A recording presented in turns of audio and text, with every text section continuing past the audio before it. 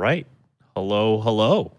What's going on, everybody? My name is Dangers, and today I have Super Mario Odyssey for my Nintendo Switch. We're going to be doing a little bit of Talk 2%, and oh boy, am I excited to share this category with you. This run is one that I've always thought about getting into a GDQ and showcasing on the big stage, and we'll talk about the category in just a second. But first, let's go ahead and introduce my couch, big quotes. We got Fur and Timpani. Introduce yourselves, guys. Hey, I'm Fur. I also speedrun Mario Odyssey. And I'm Timpani. I also speedrun Mario Odyssey. That's it. That's the tweet. Send tweet. That's it. That is it. End tweet. This is all I've done. In our entire streaming careers, Super Mario Odyssey. Yep. And that is all. So without further ado, we're going to get into Talk 2%. The first thing you're going to notice is we're playing in English. Very important reason for that.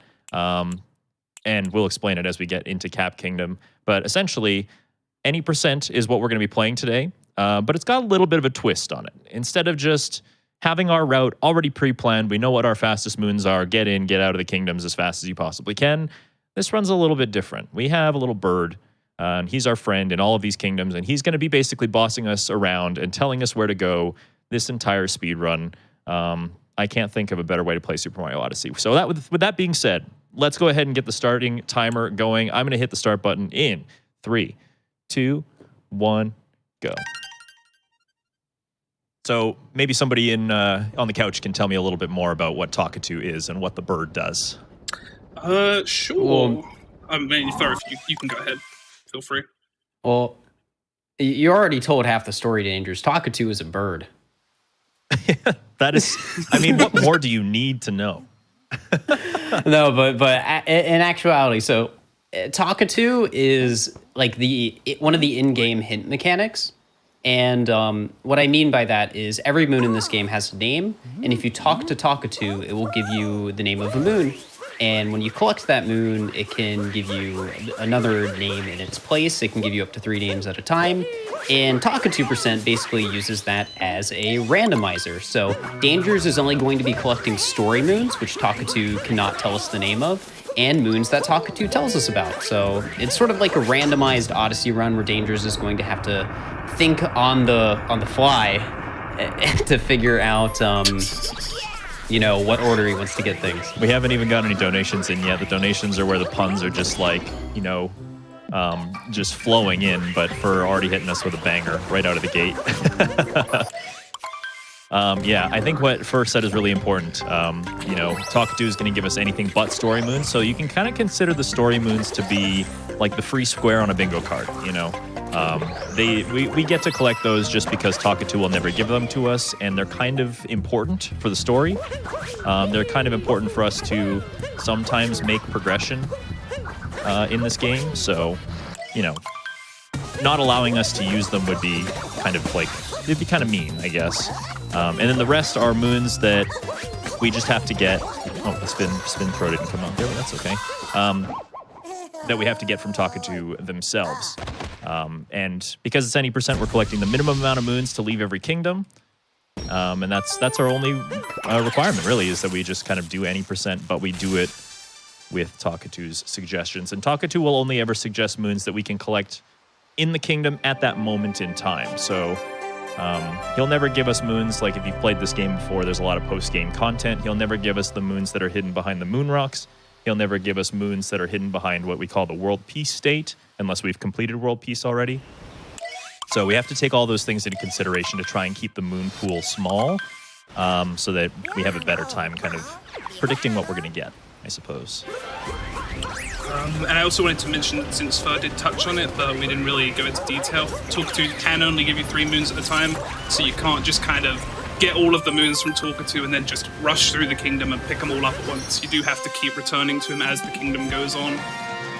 That's right. It's probably the most exciting element of it, in my opinion, because, you can't just get the names of all of them all at once. So you're basically getting, like, batches of 3. And if you complete 1 and then go back to talk to him, you'll get 1 more. But you can't ever get more than 3 at a time. So that can create some challenges, some roadblocks, and you'll probably see how in a little bit. Oh, that's not a triple jump, Mario. Hold on a second. So I'm going to try and go for a strat called, we call Dino Skip. Oh, yes. Skip, skip. The classic skip, skip. Yep, my favorite kind of skip. A skip, skip. Oh, and the rock chain chomp. break. Yeah, the chain chomp broke my rock too, so I can't go for it. But essentially, instead of watching this little cutscene that I'm going to activate here, we could have used that rock wall and climbed up to the Madame Brutal fight. But instead, I'll have to show you off a little strategy that we have instead. One that you could probably do at home if you wanted. Boot up this game, come to Cascade Kingdom. The goal to get up to the top of this kingdom is to go around the back and like go through a 2D area and stuff like that. But if you just take the dino here and do this, you get enough height to just enter the arena this way. It's also worth mentioning Dangers is going straight to the boss because Talkatoo actually doesn't appear in this kingdom until the boss has been defeated. So the first 4 moons we're kind of locked into getting all 4 story. So there will only be 1 moon from Talkatoo here, but the next kingdom will definitely open that up a lot more. Yeah, the next kingdom is Sand. Sand, I think, requires 14 to leave. So That sounds right. we'll be there quite a while, talking to Talkatoo and stuff. But yeah, this kingdom, the game is specifically set up in a way where we can't collect any regular moons. Otherwise, we'd be able to power up the Odyssey right away and leave. But the game's still trying to teach us stuff because, it's a Mario game. It's got to teach us some stuff. So teaching us about power moons, teaching us about multi-moons, teaching us about story moons, story progression, what the Odyssey's all about. So we got to go through all of this. But as soon as this is done, we just need 1 more moon, and we do have to talk to the bird to get it. So while It's going that's to be our first time seeing Talkatoo. It is, yes. We get to meet him. While we're waiting for these cutscenes to zip by and we get to go talk to Talkatoo, I'm just going to kind of read off the moon names in my head. So that's probably a perfect time for a first donation. Certainly. Let's start off strong here. I have a $10,000 donation from Fangamer. Oh, boy. All right, yeah. It says, hey, everybody, Fangamer here. We're having a blast watching from home. Not just the awesome game run so far, but seeing that donation total climb. Donation hype! MSF is a great cause, and we're excited to be able to donate 100% of the profit from sales of official SCDQ 2021 merch to the organization. If you'd like to pick up an exclusive souvenir from this event while also contributing to that donation total, take a look at our merch lineup at fangamer.com/DDQ. You'll find the official event badge, finale game pin, joggers, water bottle, arcade, floor desk mat, and more. Get your orders in before the end of the event. Wow, that's my record for my largest donation read. Awesome. And you're just getting started go. today. Let's go. Very cool, very cool. Do I have time for more? Yeah, we're just powering up the Odyssey here, so. Sure. Okay, $25 donation from Static Rodents. Super Mario Odyssey is definitely the run I've most looked forward to today. Been loving Danger's streams and can't wait to see him show that bird what for. Oh, I'll show him what for. Don't you be worried about that. Heck yeah. Okay, so the first moons that we got in that pool, there's some like really juicy, just kind of like easy moons in Cascade. Talkatoo's being mean right out of the gate. We love to see that, so we had to go for another dino skip to get the Captain Toad moon, and then we can just kind of go on. So a lot of people ask, like, what is the key to this category? Like, can you practice this category? Can you do good at this category? And like my very unsatisfying answer is no, not really.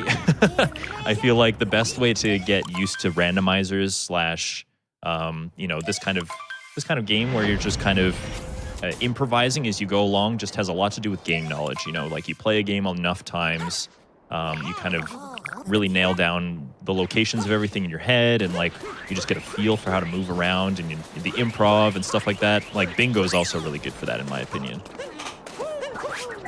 Yeah, definitely. Right. I can definitely connect this to randomizers in the sense as well. If you play enough Talkatoo, you might end up getting similar moon patterns, and you just kind of develop routing in your head for certain combos in the end. Exactly, yeah. And the cool, like, the best thing to happen is, like, if you're going through Talkatoo and he just, like, gives you 3 moons in a row that you get in, like, a regular category, like any percent, you're like, oh, score, I know how to do this. Like, you make it look really slick. Talkatoo actually kind of just did that for me with the other 2 moons. I had to go get Top of a Dune, but I'm just going to come back. Let's see what else. Hidden Room and Inverted Pyramid. Classic, dude. So already right out of the gate, Talkatoo wants us to go into the Inverted Pyramid. I might get that moon. I might just leave it because it's really annoying, but we'll see. We'll see how I'm feeling. This would be one of those roadblocks you were mentioning. Sometimes you can get a moon that's just in a really inconvenient and long location, so you sort of lose a slot in a sense. So then it's like, instead of going to get that moon, you end up having to only get 2 at a time until you either bite the bullet and go and get that moon, or you just deal with it until you have enough moons to leave the kingdom. Exactly. And we can talk a bit about more of those roadblocks later as well, because as we progress further into the kingdoms, there's going to be more like niche specific variations of them, like hint art moons and seed moons and stuff. So we can kind of talk about those if we do arrive on any of them. But yeah, story progression ones are probably the biggest pitfall, or anything that require you to change Mario in a way. In fact, I'm going to get these purples right here, speaking of which. Because there's a moon in this kingdom that might require them. So just kind of thinking ahead, just in case. Okay. So now Talkatu's finally giving me some moons where I have to kind of go out into the kingdom and explore a little bit. So I'm going to go do that. And as I go, I'm going to make sure that I'm grabbing as many checkpoints as I possibly can. And that just means that I can traverse the kingdom much easier from this point forward. It gives me the opportunity to warp to anywhere in this kingdom that I want. So it actually can kind of be good to get some faraway moons early on, just for that reason. So that if Talkatu is giving me moons all over the place, I can kind of just warp between them all instead of having to run there every time. One of the moons you're going to now, Jaxi Driver. Not a great one to get early because, as you'll see, Dangerous will be going into a sub-area, and each sub-area usually has 2 moons, and obviously if you only get 1 moon from Talkatu that's in a sub-area, it might lead to you having to come back into this area twice, which can be a pain, but... Yeah, for sure. It can be... Oh, and no. My driving is not very good today. Didn't pass my driving course. Oh, no. Can we get some salutes in the chat for our good friend Jaxi? Bit of a clumsy driver, but we do love them for their tunes. This sub area is okay because this sub area is going to let me get the purples that I need for the outfit if it gives me that. And whenever I play Talkatu, for some reason, it always gives me Dancing with Friends. So I always just go for the purples in Sand Kingdom. There are certain like moons in this game. They're kind of handed out like candy, and the requirements for them can vary dramatically from, you know, putting on an outfit and then going to dance with friends, like I said, you know, doing these sub areas. There's always 2 in here. Any combination of like activities can garner you a moon. So you've just got to be kind of on alert and thinking about all the different ways that you could get a Talkatu moon. Exactly. Shopping as well is another one. So you're going to see that I'm going out of my way sometimes for...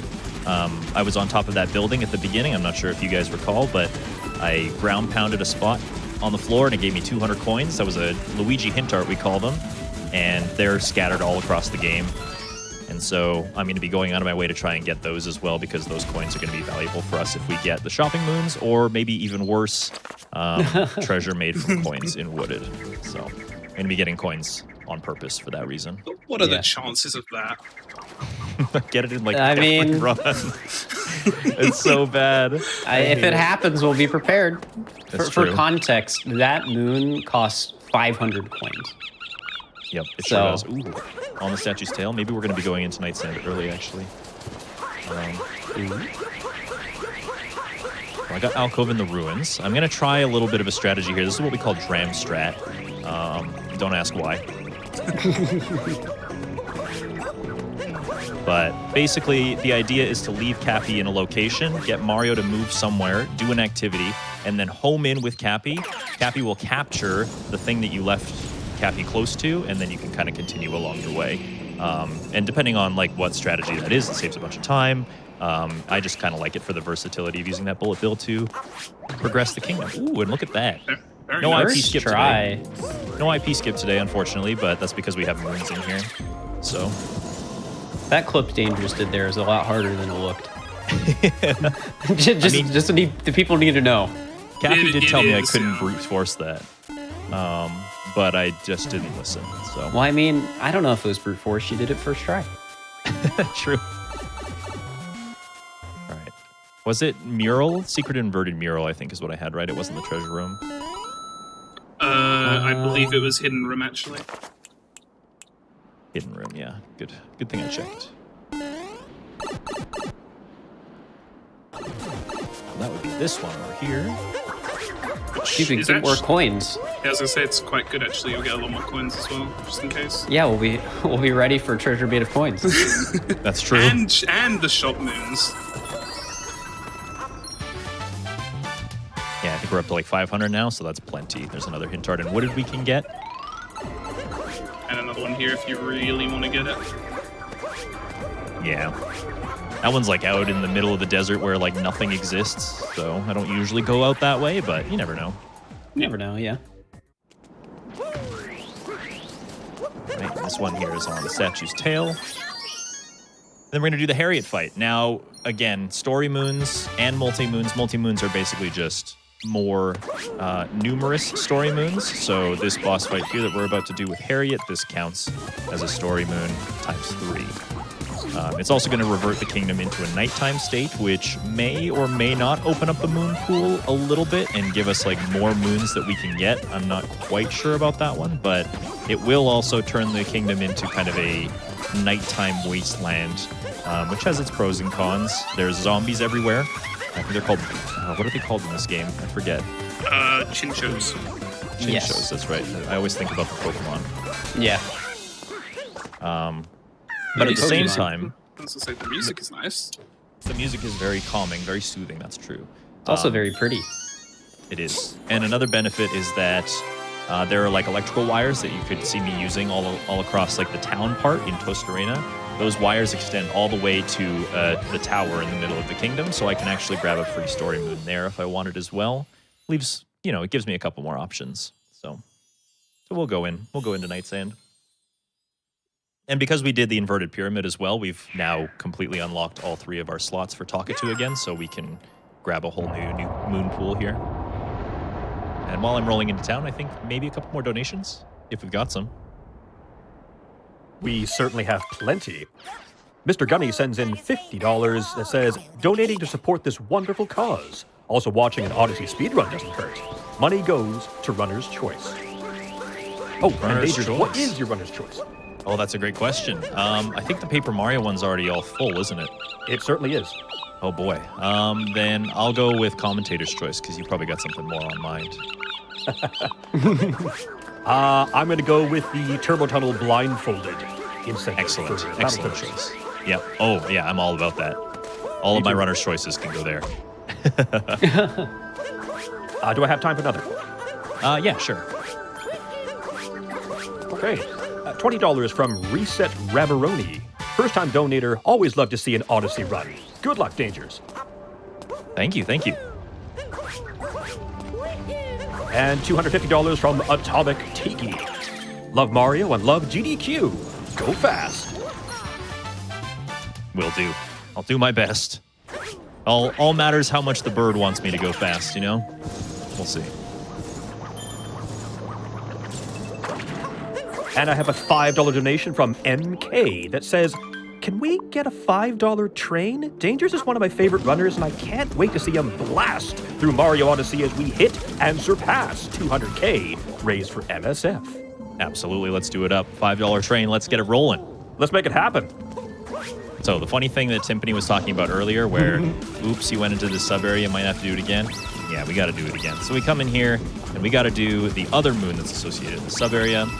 These sub rooms, they're kind of characterized by like pulling you away from the main kingdom world that you're in by like a pipe or maybe a beanstalk or something like that, and transporting you to, they kind of remind me of like the Sunshine secret areas. They're kind of like an isolated instance, and they have things to collect inside of them.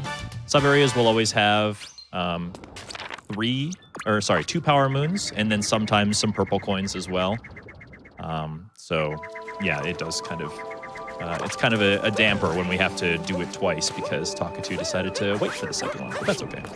I promise that based on the fact that you did have to do it twice, I will not suggest that anything bad may happen again. Isn't that a can hope so. suggestion? Don't confuse me, it's late here. Fair enough.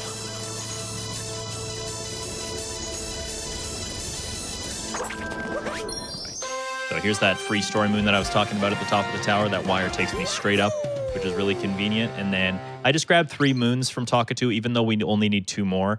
I just grabbed 3 just to see what my RNG is going to be like, because nobody says we need to collect them all. We just need enough to leave, right? So I grabbed all 3 just to see what my RNG was, and I decided that this moon... Wait, do I know where I'm going? Hold on a second. This moon over here is probably the fastest one that I can get. This is lost in the luggage, and it's just a quick little ground pound moon. We didn't end up putting on the sombrero today, which is really weird because I almost always leave Sand Kingdom in a sombrero. You know, I'm just trying to be a tourist, I guess you could say. But not today. It's very strange. It does make me a little sad. It makes me sad too. Seeing Mario bounce around in a sombrero like for the entire game, it's great. So that is the kind of cool thing about Talkatoo as well, because it's so improvisational. You know, sometimes you have to get those moons, and sometimes you get to play in like a quirky outfit for Mario for a little bit of the time, and that's kind of the fun of it, you know? You never know what a Talkatoo run is going to hand you. So, I'm going to be picking Wooded first here. It doesn't really matter, but in this category it kind of does. If the reason that I picked Wooded Kingdom comes up, then we'll talk about it a little bit more. But for now, just know that I picked Wooded Kingdom instead of Lake first. Because Wooded Kingdom is fun. Dangerous is just really excited for a treasure made from coins. Oh, you have no idea. I was gonna suggest he just liked the music more, but you know, I like that reason better. It is a banger soundtrack once we get into Steam Gardens, I can't lie. I'm gonna need to see some jam emotes in the chat for sure. Now, the way that no speedrunner ever goes, through the Sphinx here, this is like the intended way to get into Steam Gardens, but speedrunners just kind of jump up the waterfall in the back, but this is the quickest way to Talkatoo, so that's why we're coming this way. Okay, so he's already giving me some sub-areas now. Okay, that's not so bad. Exploring for treasure. Okay, well, let's collect some purple coins. That's not so bad. So the cool thing about Wooded Kingdom is that because it's really, like, large and open, we can get some moons that, like, not necessarily can be collected right away. What's the easiest way to say that? Like, we probably have to beat Speward as fast as possible here in order to kind of get the benefit out of the moons that we just got. Yeah. That's what I'm going to do. But the really crummy thing about this kingdom is that once you've completed a story element, sometimes kingdoms have, like, states, and the kingdom will change states based on what you've accomplished. When you beat Speward, all of the checkpoints that are on, like, this side of the kingdom where we're at right now, they just disappear. So if I get any moons on this side of the kingdom anymore, it's going to be kind of rough to get over here. But I have a backup for that. I have a way to work around that, so it should be okay. That's what we call Flower Road Skip. Doesn't save nearly as much time as you might think it does. Just a very flashy trick to skip the Flower Road.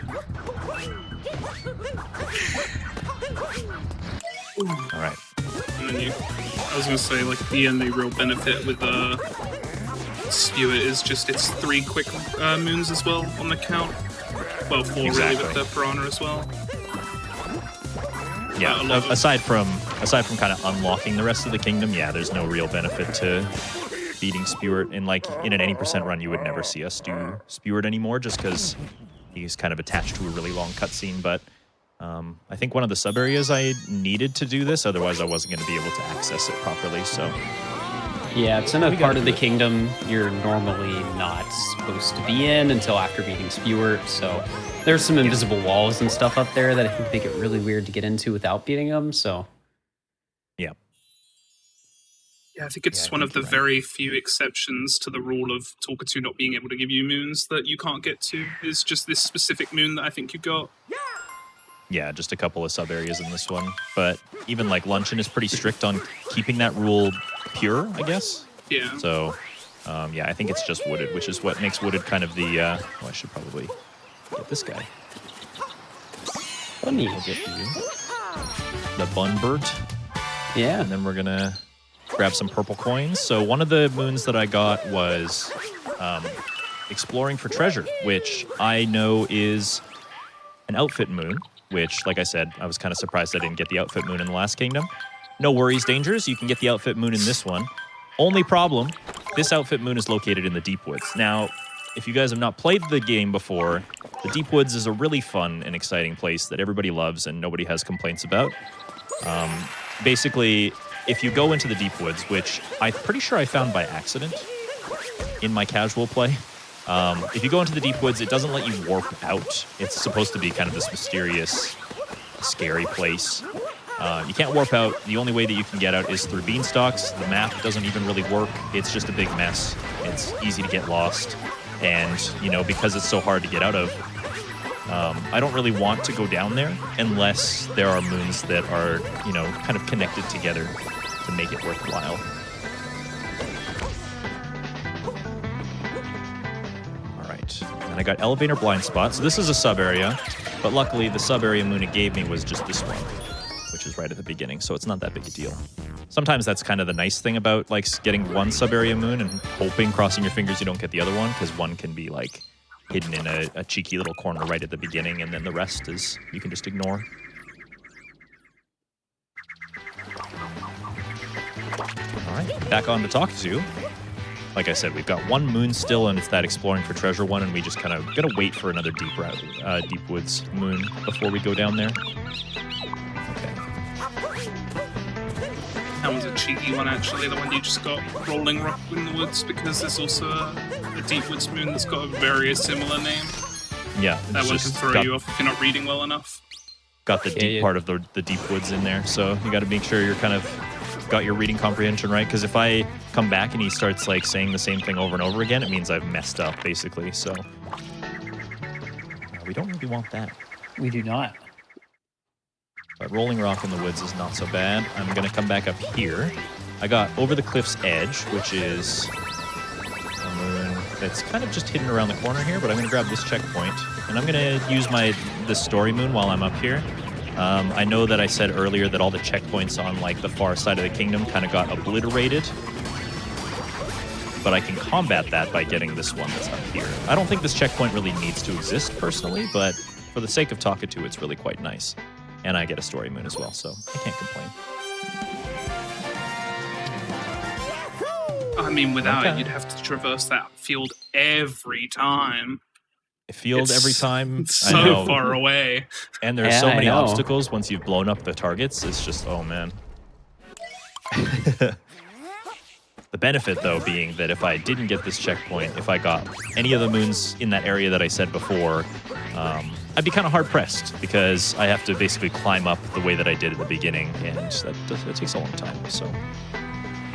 There is also the last resort if you have a really bad hand that you could use that checkpoint to get to the boss quickly, but you really would not want to fight the boss here. No. Yeah, it's a really long boss fight. It's one of the longest in the game.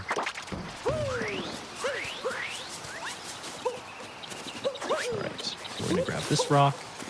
Cool little fact that if you grab the rock that has a moon in it and you walk it over to any other rock, it'll break immediately. I know in my casual play, I spent a lot of time throwing the rock at the ground a bunch of times and just like hoping that it was going to break. Especially there's one in Ruined Kingdom later on.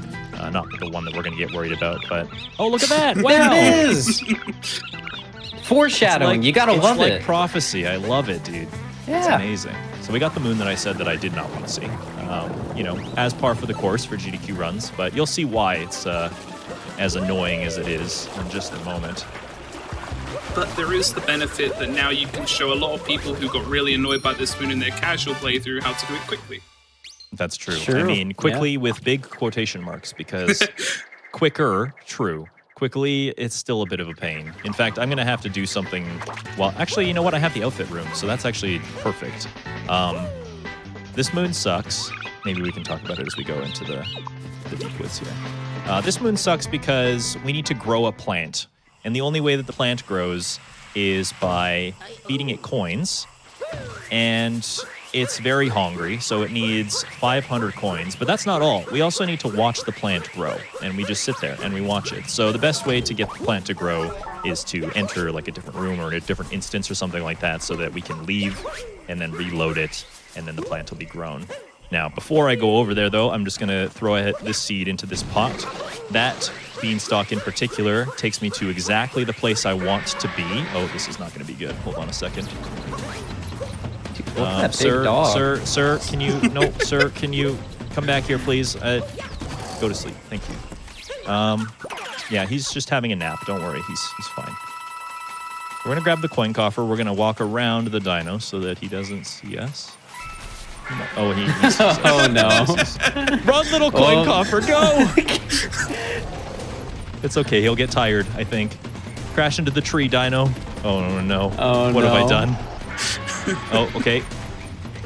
Yeah, there you go. Okay. There we go. Go back to sleep. Oh, the plant is right here. This is gonna be such a mess. I feel like you're reigniting the fire of anger in many people who were annoyed by this place casually. Oh Okay, man, well, are you just happy we got this moon, Dangers? Oh, I'm so happy. You know. Oh wait, did he just crush the coin coffer? No, he didn't. Okay. At this point, Please it might crash just into be, the tree. I was gonna say at this point it might just be better to do the outfit moon now. Just reset. Oh, maybe. Hopefully he doesn't look at me now. Please don't come Watch over him here. I just will turn cry. over immediately. Oh, He's sniffing? He's trying to see if he can smell oh no! No. So I'm shaking my controller, by the way, to grow this plant. That's the fastest way to get this thing to spew coins. If you just stand like right on top of the plant and shake your controller, then you'll feed it. And I fed it approximately 500 coins. Hopefully I wasn't like one short, or I will be very sad. You should be 20 over, so you should be good. Okay. Oh, I'm glad you. Unless I'm wrong too. Only time will tell. I was too enthralled by the chase. So. That dino situation was not one. It doesn't happen very often. I love that. Oh man. Little Benny Hill theme in the background maybe during all of that. All right. So those are our 2 Deep Woods moons for now. We just need 3 more. And we can get the heck out of here and avoid the dino. Don't anger him. You stay over there, sir.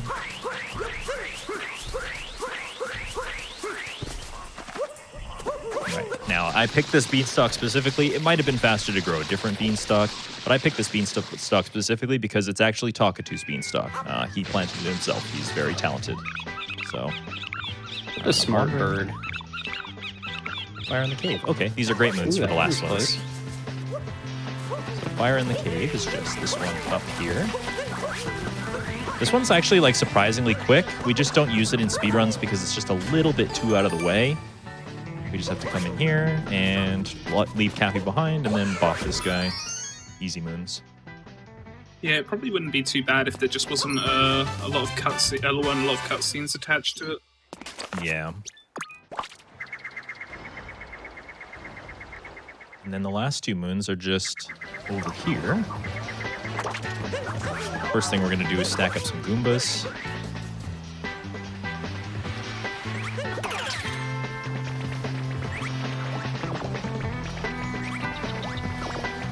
Just have to go into the fog sub area and then we're all set.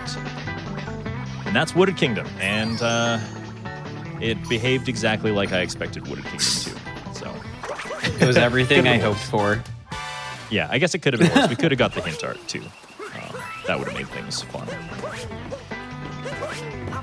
Yeah, so I mean, even though you're leaving Wooded, there is still a chance that we may have to potentially explain why you picked it first later on, but we don't have to worry about that right now. Yeah. Because it's kind of a double whammy. It's very helpful to pick Wooded first is all I'm going to say, and hopefully we don't have to find out why. Yeah. Now, this sub-area is a really fun one to just kind of jump around in. If you know where you're going, it can be very satisfying. It's easy to get lost, of course. Can't think of this sub-area any other way since the crash. Since the crash, did it crash on you? And So, yeah. little known fact about this sub-area, if you die on the same frame you collect the last shot, the game just crashes. that's amazing. Well, it's like it's not even one of those crashes with the switch where it tells you there's an error. It just stops. And then you have Just to ceases close the to game. exist. That's fantastic. I mean, not really. Sorry about your speedrun, but I mean, it was funny, so. true. Do it for the content, right? Exactly. That's Wooded. Relatively unscathed coming out of there. I'm surprised. So, we will take that. The next kingdom we go to is Lake, because we did Wooded first. Lake comes directly afterwards. And Lake is a fun kingdom in Talk to. I really like it a lot. It's short and sweet, and it kind of really enforces that point of like how we could do the story right away. Like, we could go ahead and complete the Rango fight because it's like sitting out in the open. But the whole idea that the moon pool has a limited amount of moons, but it'll expand if we complete World Peace is the reason that we kind of leave it for last as like dessert. And there's a couple kingdoms we're going to do that for, actually. This one being the first one. But Talkatu lives in the little enclosure down there that you can see. That's Lake Lamode. I am going to get the checkpoint there just so that we can warp up to the boss fight when we're ready. But then we're just going to come down here. Collect some checkpoints along the way. And here's our friend. What do you got? Look at him. Super secret zipper. Okay, that's actually a really good one. Jump, grab, cling, climb some more. It wants me to do the sub areas from the broken pillar. Okay. Oh, at least that one's right there. Yeah, this one's right here. That's really handy. And then we'll do the zipper sub area and then warp back. And the zipper sub area is actually really funny too. So we got the secret moon. There's usually in a sub area, there's like a well-defined ending to the sub area, and that'll be like your regular moon in the sub area. But then there's always going to be one kind of off the beaten trail secret quote unquote sub area. And for this one, oops, Mario, what are you doing? For this one, you can kind of just jump around this corner, and it's right here. There it is. It's definitely the intended way to do it. Certainly, yeah. Yep. I mean, exactly. how else would you? I don't see anywhere else you can go.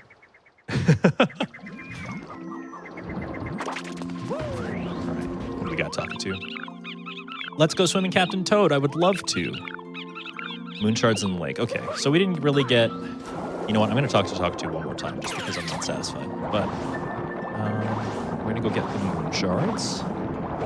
Moon shard moons are always going to be the same. They're just going to be like 5 shards hidden in a given area, and you just kind of have to go on a little bit of like a scavenger hunt to find all 5 of them. I just so happen to know where they all are, so makes things quite easy. While I'm collecting these shards, we can probably do like 1 or 2 more donations. Now, Dangers, we talked about puns. Oh, yes, we did. Y'all ready for this? I've never Kitty's been more Gone ready. Rogue has sent in $250 that says, "Best of luck to the best of birds. It's hard to swallow just how cool and skillful you are. I'm sure you'll meet all your goals for the run, with 2 awesome friends egging you on. This GDP run is truly a feather in your cap for you to crow about, and your whole community is flocked behind you. We love you, DD. Let's see that cap fly." Much love, kitties. Thank you for the donation and for the just the onslaught of puns. See, I told commentators, I told Fur and Timp to bring some bird puns, but I kind of figured the donations were going to bring some as well. See, Dangers, I feel like that single donation made more puns than me and Timpani are going to be able to make the entire run. Kitty's been sitting there like the whole time. You're taking credit? Yeah, let's go. Yeah, now Fur has to make puns. Okay, I got the moon. I got the perfect moon that I wanted. So I talked to Talkatu for another time for a specific reason, because we got I Feel Underdressed. Now, I Feel Underdressed is an outfit clip or an outfit room where we need to put on something that resembles a swimsuit. But instead of that, we can bonk our face into a wall. Instead of that, we can clip in. So that's what I'm going to do.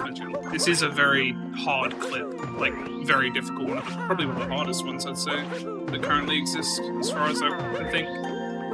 Yeah, it's like, very difficult. Roll cancel clips in general are quite precise. They have a lot of things that you need to be looking for, and I'm not quite nailing it right now, but don't worry. Just give it a couple more tries. There it is. And this one's particularly tricky because the out of bounds movement afterwards is really tough. But yeah, you just kind of like jump right up from underneath there. Very nice. And then the moon's waiting for you. And didn't even need to put on a swimsuit. Let's go. Heck yeah. Are you saying you don't swim in your explorer's outfit? You know what? I mean, it's probably like if Mario's exploring the outback or whatever, probably some water there, right? So take a quick. So I'm sure Mario wrestles crocodiles in that outfit. I think so, yeah.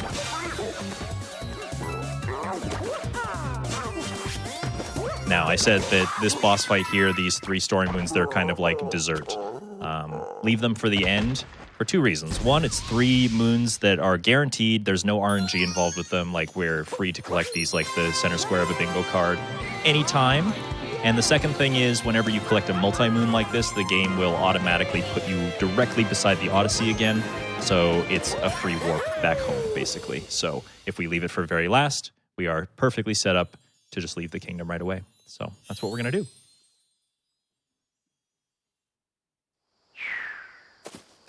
Not too bad on the Lake Kingdom. I mean, I probably talked to Talkatoo a little bit more than I wanted to, just because I was really hoping I got that clip moon. I wanted to show you guys off. But I'm glad that we did. So Yeah, It's really nice to see in a run. for sure. yeah, with this being all RNG, like my mind is racing with all of these cool tricks that I can show off at these GDQ events. But you know, the ultimate sayer at the end of the day is Talkatoo himself. So you know, he was kind to us in that kingdom. It was nice. He wants to show off the cool stuff too. And now we can finally go to Metro. Haha, that's right. Oh, Definitely I Metro. love this kingdom. Oh my gosh, really? Really? We're going to Metro? Yeah, we're going to Metro. Oh, heck yeah. Just avert your eyes from the screen for another 10 minutes, and we'll be going to Metro. All right, my eyes are closed, Dangers. Just tell me when to open them. I'm excited. Little known fact about the Cloud Kingdom, Talkatoo and 80% actually share the same strats. It's true.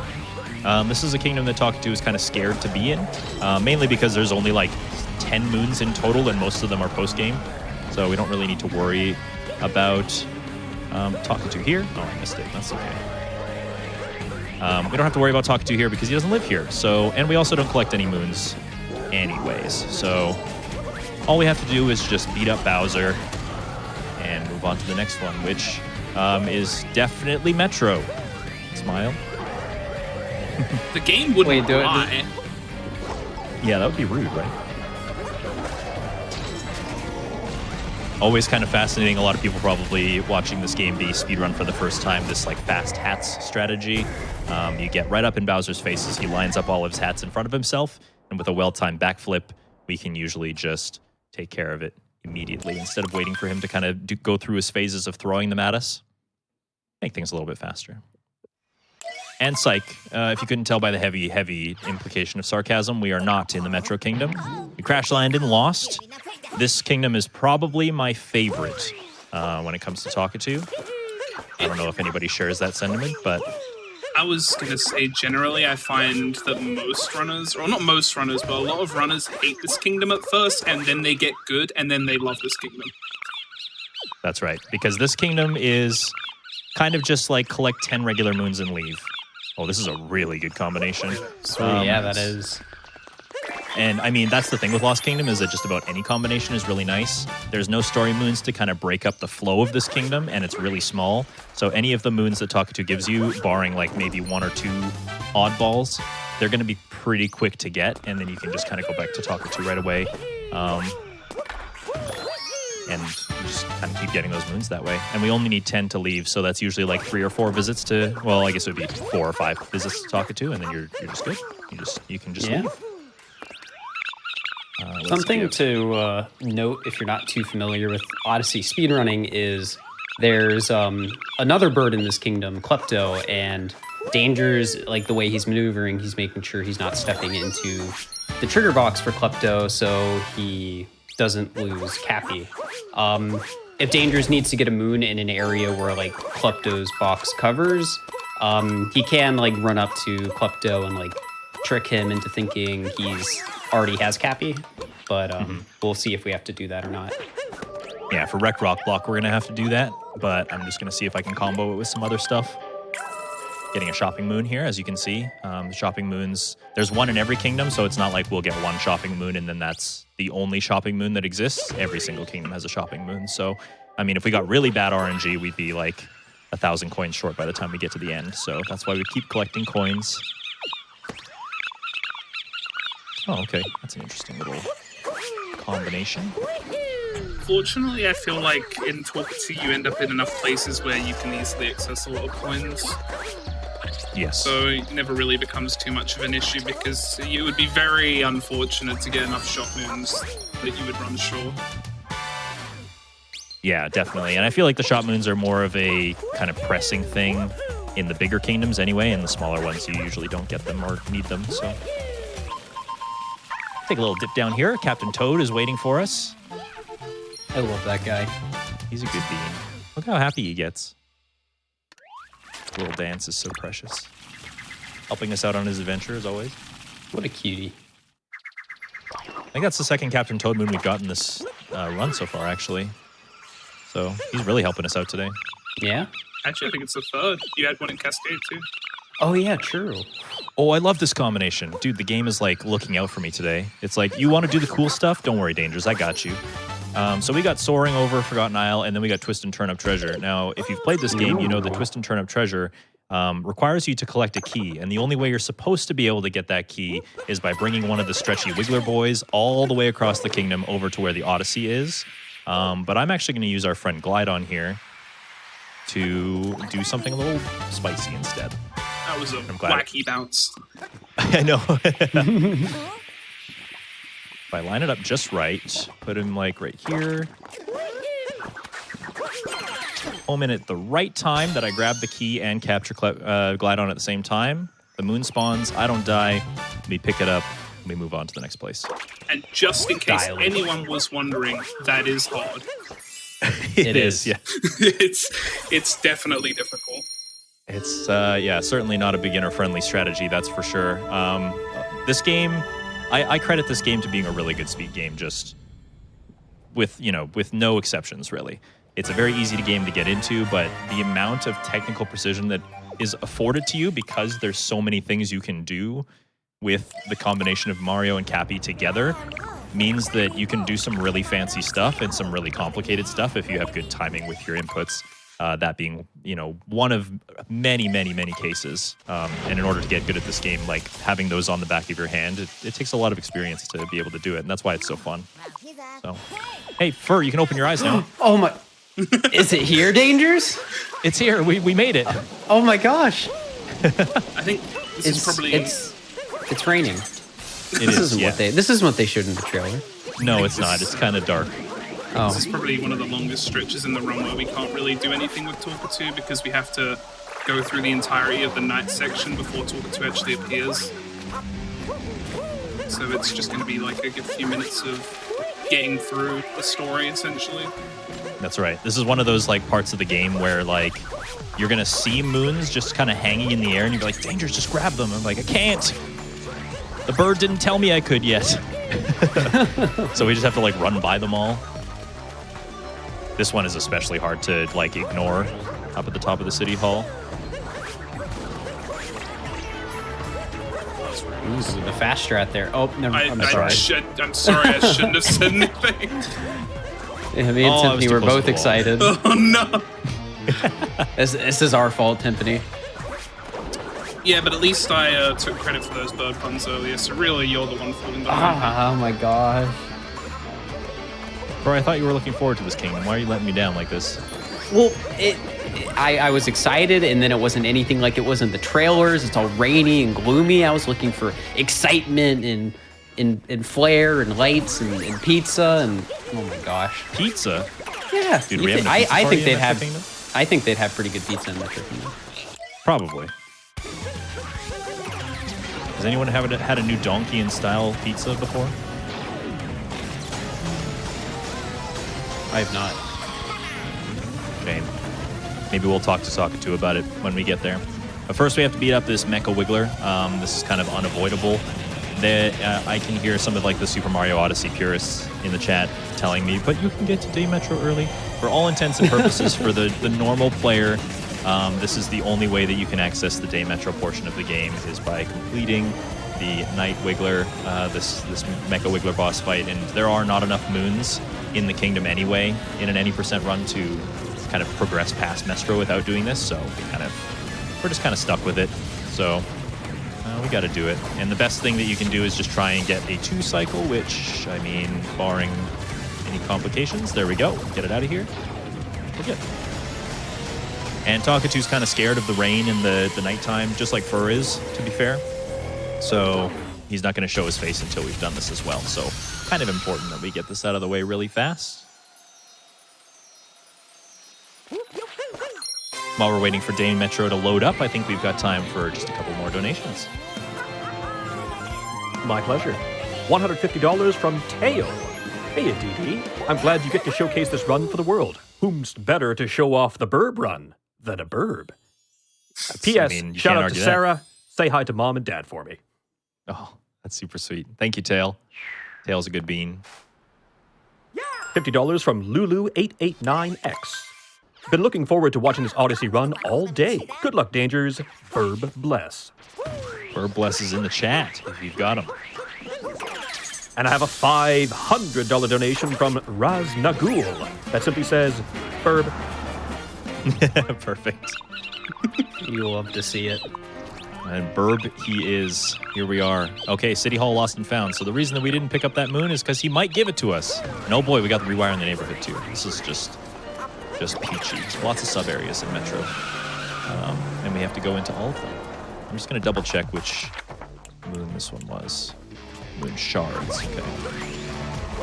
So Metro Kingdom is a very large kingdom. It's very kind of maze-like and complicated.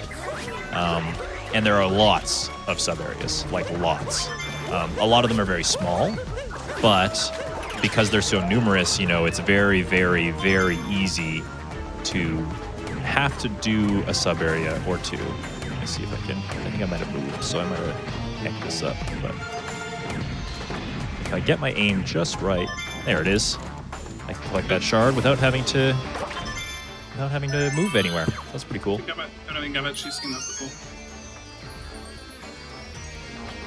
We only need the moon shards here, so we don't need to worry about the other one. Rewiring the neighborhood. So what I'm going to do is I'm going to go here.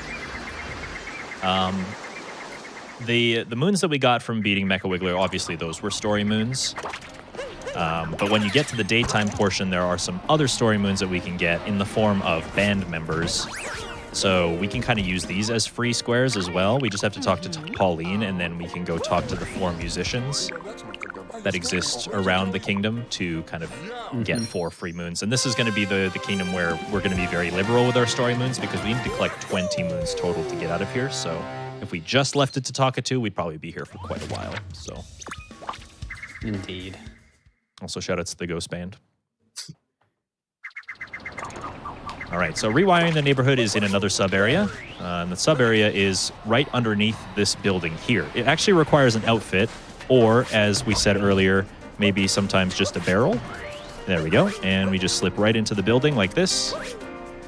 Because, you know, video games. Walls don't exist. I want to go on record saying this is one of the saddest clips for me because I really love the outfit in this kingdom. Yeah, it's true. You get like the Mario Maker outfit, right? Yeah, it's really cute. This is again a sub area, so we are skipping one of the outfits, or sorry, one of the moons that are in here, and it's probably the faster of the two. But if we get it, we'll just come back in. We'll break the game again if we have to. It's fine. I'm sure the game doesn't mind. And I forget what my other one was. I'm just gonna quickly double check. City Hall, Lost and Found, I believe. Oh right, okay. Yeah, we can do that really fast too. That's my penance for cursing you in the City Hall, remembering the moon. True. Thank you very much. You seem to have some sort of divine affinity to this city hall. Timp has a very heroic backstory that has something to do with Parliament. Anyway, here we go. So yeah, this category has, like, you know, mistakes sometimes happen. The rules of Talk 2% are, dare I use the word, arbitrary. So if you accidentally collect a moon that Talkatu hasn't given you, then your run's not over. You don't have to like cry about it. You can basically just pretend it didn't happen and move on. You just have to make sure you collect an extra on top. Okay, that's an interesting combination. I kind of like it. It's not too bad. Yeah, there's some good ones in there. Those two combo together really nice. I'm going to see if I can dram. Actually, I don't want to do that, do I? Yeah, I'm just gonna warp instead. I lied. I'm not gonna dram. But it would have looked cool. It would would have have. looked cool. It would have looked cool. Swaying in the Breeze is this one. Another moon that's kind of just like hanging out in the middle of the air that I could have collected earlier if I was feeling greedy, but thankfully I didn't because... what am I doing? That one's a weird moon for me. This is a star in 64 called Swinging in the Breeze, and ever since I learned that, I keep confusing the two. Oh, Which no. one's swinging and which one's swaying? We'll never know. You got the moon 2 seconds ago. I've already forgotten. I don't remember either. All right, there's our bassist. We have 2 more musicians to get, should we choose to get them. One of them is actually sitting right next to Talkatoo, so a freebie for us whenever we need it. The other one is on a rooftop somewhere. I might just get them anyway. Ooh, speaking of rooftops. Rooftop is the one over the slots machine, right? I think so. Yes, I believe so. Perfect. What a combo that is. Dude, Talkatoo loves me today. So, we got a seed. Now, if you've ever played this game, maybe you haven't, so I'm going to let you know. The seeds in this game work on real time. So, in order for the seed to grow, it's going to take 20 minutes to grow. And you might be thinking, well, that's annoying. A little bit, but that's okay. The game doesn't actually know what time it is. It just kind of goes off of what the Switch tells it. So we're going to just very cheekily go into our system settings and change the date to, yeah, it's July now, so that makes sense. Fastest day of your life, chat. Fastest month of your life. Oh, was it a month? Right, yeah, because Oh, no. date structure, I forgot. So, You didn't- yeah, you if you have didn't played have this game... Oh, no. Yeah, again, if you have played this game, then you'll know that that seed should still be ungrown. But, there it is. Just like that. So. Quick little double check to what I had there. Dizzying Heights. Okay, so that's a perfect little combo, too. We'll take that. Dizzying Heights is at the very tippy top of Metro Kingdom, which is going to be a perfect lead-in to our 3rd musician.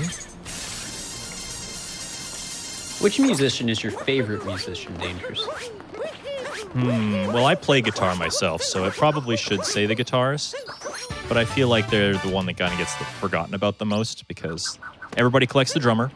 Because the drummer's right there. Everybody knows the bassist because of O-Tip. True. The trumpeter is on a roof, and nobody knows how he got there. So that's pretty stylish. And then there's just the That guitarist, is, and he's sure. chilling in the park. So How did he get up there? lots of questions in Metro Kingdom. Who piled garbage on this? Who takes out the trash? All right, so I think if I'm doing my math right, we might need to just stop by Talkatoo one more time, and then I can use story moons for the rest. We'll see. High over the crowd, that's a good one. Off the beaten wire, so we do have to go into that sub-area again. And sewer treasure, dude, what are the odds? What are the odds of that? Okay, so, well, what should we do here first? I'm actually going to go up here. For those who don't know, Sewer Treasure is a moon that is locked behind getting all 4 musicians because you can't access the sewer until you have talked to them all, and Pauline gives you access to the sewer. That's right. So Yes. we are going to have to collect the guitarist. In fact, I probably should have done that first, but that's okay. We do have to collect the guitarist. But to be honest, I was going to probably do that anyways. I wanted to go into the sewers for a particular reason, and now I have even more of a reason to go in. So You could try and show the other cool clip. You could. that's right. That was the goal. This one is Heck probably yeah. the hardest roll cancel clip in the game. So if we're here for 20 minutes, well, I won't do that to you. Don't worry. And if he gets it Not gonna first take try, you 20 remember minutes. to use an appropriate POG emote. Only an appropriate one, though, please. Yep. Yes. I'm personally a fan of bird pogs. Yep, Those that's are a good nice one. pog. We accept that pog in this house. So there's our guitarist. He's jamming away.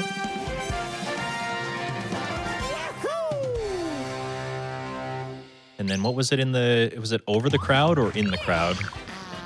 I think it was over. High. It was high. Yeah. Yeah. Do that one.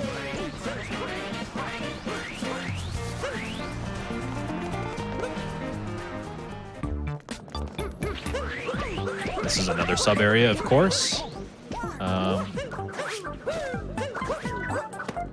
Just gotta traverse these trapeze like this. And we're gonna leave just out the front door because we've unlocked the sewers already, so we're in perfect position to just kind of hop in there. So we're gonna attempt another roll cancel clip. This is called sewer clip. The idea is that we can use a pipe to do the roll cancel clips that we've already been kind of doing.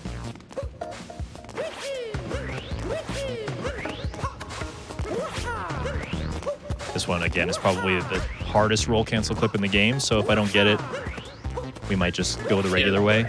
Oh, there it is. Hey! Very good. For some perspective, that clip has been known about for 2-3 years, and we still don't have a consistent setup for it.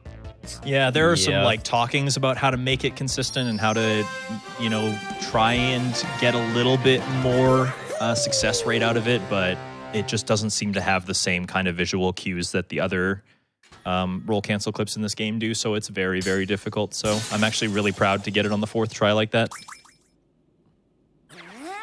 And then because we're here, we're just gonna go get the sewer treasure, which is this moon just kind of hanging right here. Perfect little combination.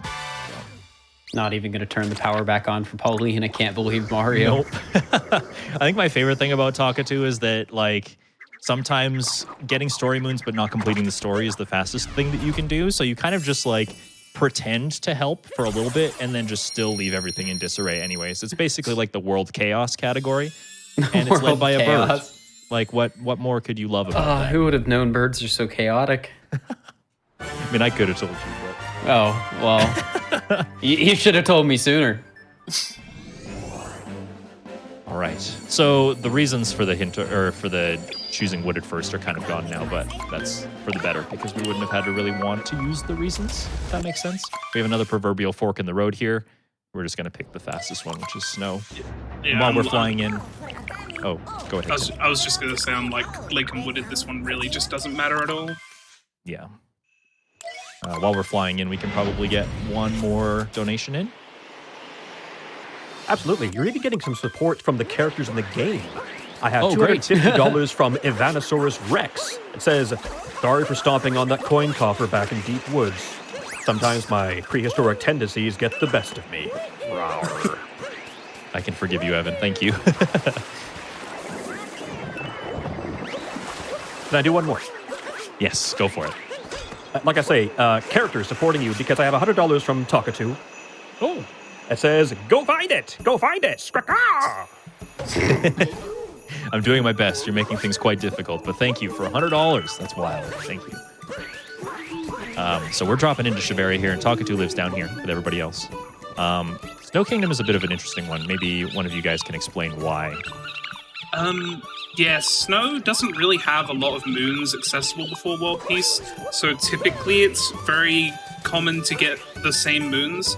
So as you may have noticed before Dangers came into Shiveria, he picked up 9 purples, and essentially that's because two of the very few moons in the pool involve going into the outfit room, so typically it's just a good bet to assume that you're going to have to go in there in advance.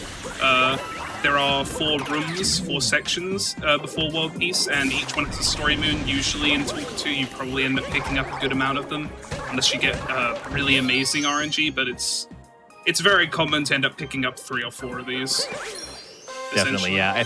I don't know the exact number, but even if you include the story moons, the moon pool before you achieve world peace in this kingdom is probably only like 14 or 15. Like there's not very many. So the odds that you're going to do the same moons, very, very high. There's also a hint art moon in here as well. And the hint art goes back to like Lost. So you don't get that one because it's like way out of the way. So sometimes if you get that early, then you're only down to 2 Talkatoo moons and you kind of just have to deal with it, which is great news. Yep, so just get lucky. Just get lucky. Exactly. At the very least, the hint art moon is really the only one that's going to hard block you. Fortunately, the rest of the moons aren't too bad. So at worst, you will have 2 slots left, but it usually doesn't get worse than that.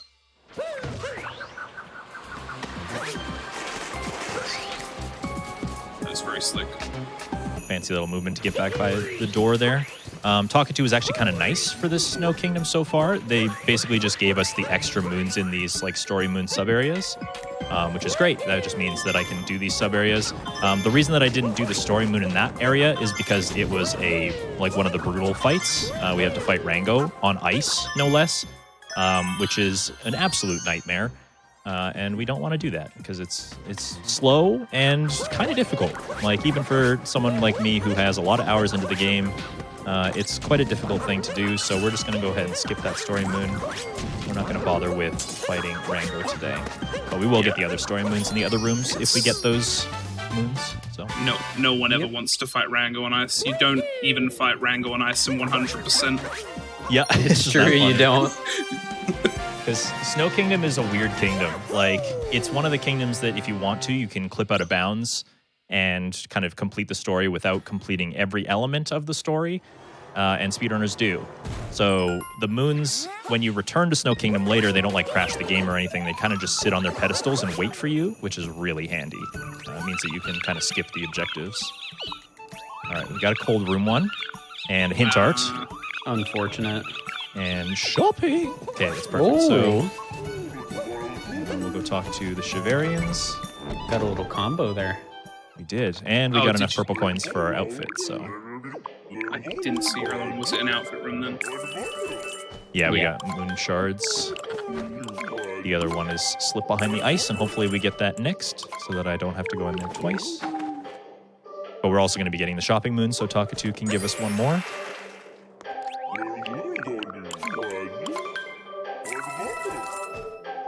Now, here's another interesting thing. If you are a fan of Super Mario Odyssey speedrunning, the top level players, a trick that's been known for a really long time is something called Snow Dram. Everything in this game is called a dram, if you haven't figured that out by now. But it's like a really fancy jump that you can do. Javarian treasure chest. Okay, we're just kind of going one at a time. That's fine. It's not a dram in the same way. Like, we're not capturing a thing and then warping back like other drams. This one is actually like a trick jump. So it's a little bit different. But the funny thing about it is that Talkatu will never give you this moon at this point of the game because you're not supposed to be able to get there yet. It's a painting moon, but the painting is coming from a different place instead of going to a different place. Captain Toad. So we can't actually get the Snow Dram moon because Talkatu will never give it to us, which is kind of funny. But I think I might just do Snow Dram just so you guys know, because it is a pretty cool jump. It's one of those like impossible jumps, like, whoa, can you get up there? You know, YouTube clickbait title-y stuff. So I might as well show it off while we're here. It doesn't take very long when we warp back to the Odyssey. Yeah, this snow is particularly mean because you don't really want to get Captain Toad since he's basically the only moon out here that Talkatu can give you. But that is why I collected that checkpoint so that I could warp back up here as fast as I could. You can only blame...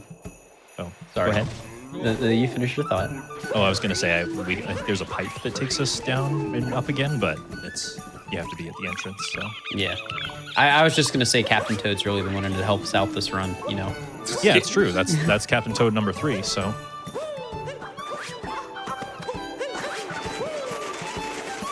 I let that little triple jump off the screen like that and get this moon. And then Talkatu, give me one more. If it gives me the cold room, I'm going to cry. So don't make me cry, please. And we're crying. Okay. That's fine.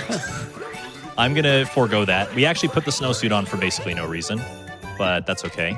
I mean, it looks pretty cool. Mario was getting cold. Yeah. That's true.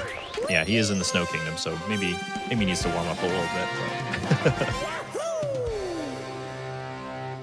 so we're going to get the story moon instead. It's just a solo moon by itself. Opens up a little doorway, watch a little cutscene, but probably a little bit faster than going in and accomplishing the objectives in the cold room. So I guess we just get to put on another fancy little outfit. So before we leave, we have enough moons. I'm just going to give Snow Dram a try.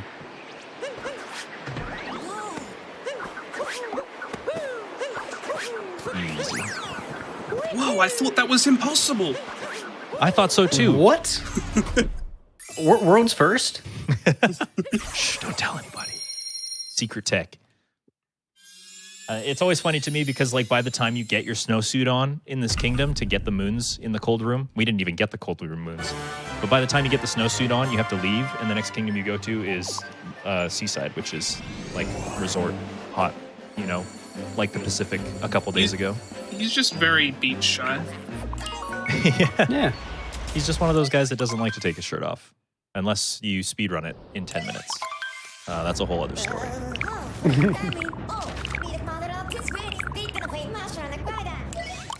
But yeah, off to Seaside. Now, this kingdom is a little bit interesting.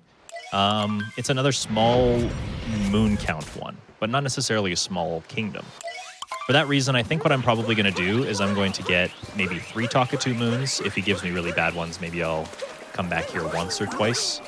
But I think we're just going to complete the story. I think we're actually going to do World Peace here. We got Canyon Seed, so we're definitely getting another one. Love by the Seaside. Looking back. Oh, okay. That's Wow. That's unfortunate. That's a combination. That's what that is. I was gonna add, yeah. Usually Seaside is quite a lean and easy kingdom because it's just there's 4 story moons just out in the open, and then there's the multi-moon from the boss. So usually you would get 3 moons that are just typically quick because there's a lot of quick moons here. This was not a good example of that, but it's okay. No, not particularly, but you know, it's all right. It happens. It does happen. It does let us kind of showcase some stuff, though. I suppose, like, nobody ever really sees the inside of this well, but I guess we're going to show it off today, so that's kind of cool. Yeah, let's go.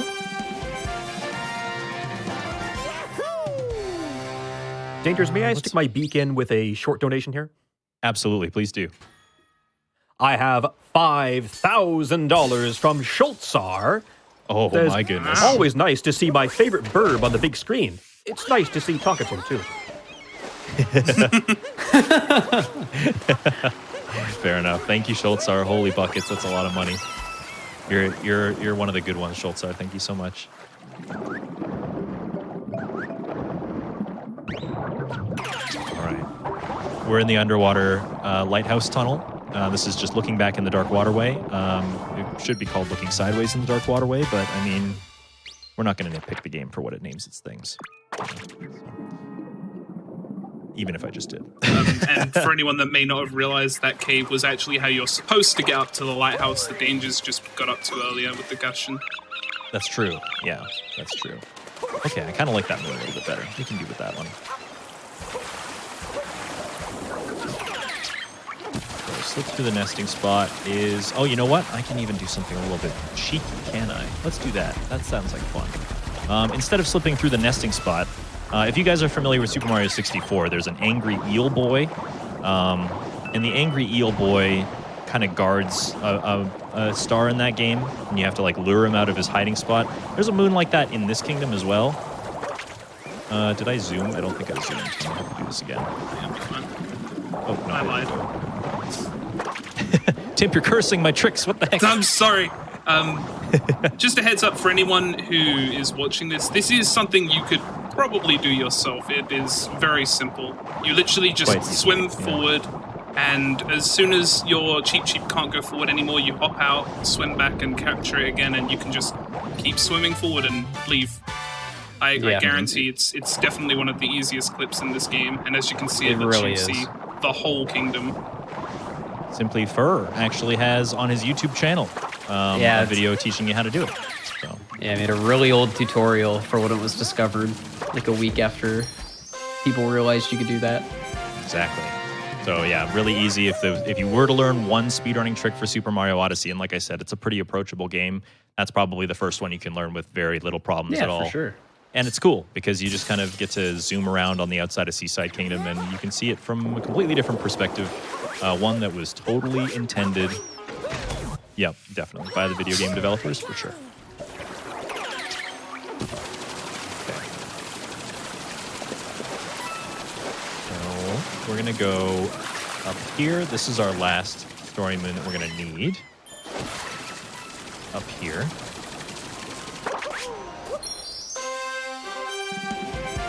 almost a shame you didn't get your 10th Captain Toad moon. I'm kind It of is a shame, disappointed. isn't it? I might just go say hi to him just because. Just because I'm feeling sad for him. At the very least, we can like look up at him. He's up there. Oh, we can't see him. Now I'm Oh sad. no. That's fine. So we're gonna drop down here. We got Love by the beach or by the seaside or something. So that's a Goomba moon. We have to take this little Goomba on an adventure and avoid all of the spiky things.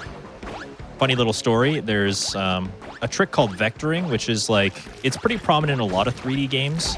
The idea that if you're traveling diagonally in the air, you gain more speed than if you just go in a straight line. That works with Goombas too. The Goombas kind of zoom if you do that, so it's pretty fun. Pretty fun little strat. We call them Zoombas.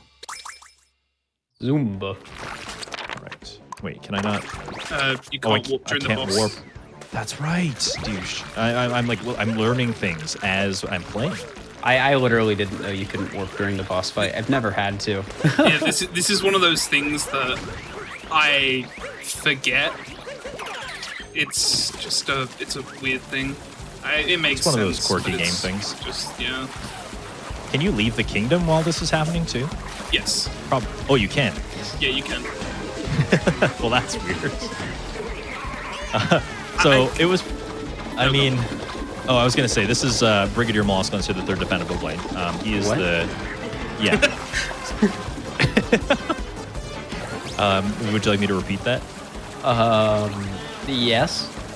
Brigadier Mollusk considered the third defendable blade, and he is the kind of reigning Dauphin of Boblaine. I don't even know. Like, what does a Dauphin do? I don't even know. It sounds fancy. It sure does. I'll A give him dolphin? that. The Dolphin of Boblaine. That's right. He doesn't look like a dolphin. doesn't. Also, Why would they call him he's breaking the game. It turns out that Mario's not the only one who can clip through walls. So can Brigadier Mollusk consider the third defender of Boblaine. So that's basically why I wanted to do the world peace in this kingdom, is just to show you that I'm not the only cheater here. All right. Is that really his name? What? Yes. Brigadier Mollusk considered the third defender of Boblaine? Yes. And it's so funny because, like, how could you make something like that? I'll be honest, I just wanted to hear you say it again. Anytime. But only while we're in Seaside. Then quick, one more for me. All right. Just for fur, Brigadier Mollusk considered the third defender of Boblaine. I guess. If you want to hear it properly, just clip that and slow it down to half speed. Yeah. People probably have no idea what I'm saying.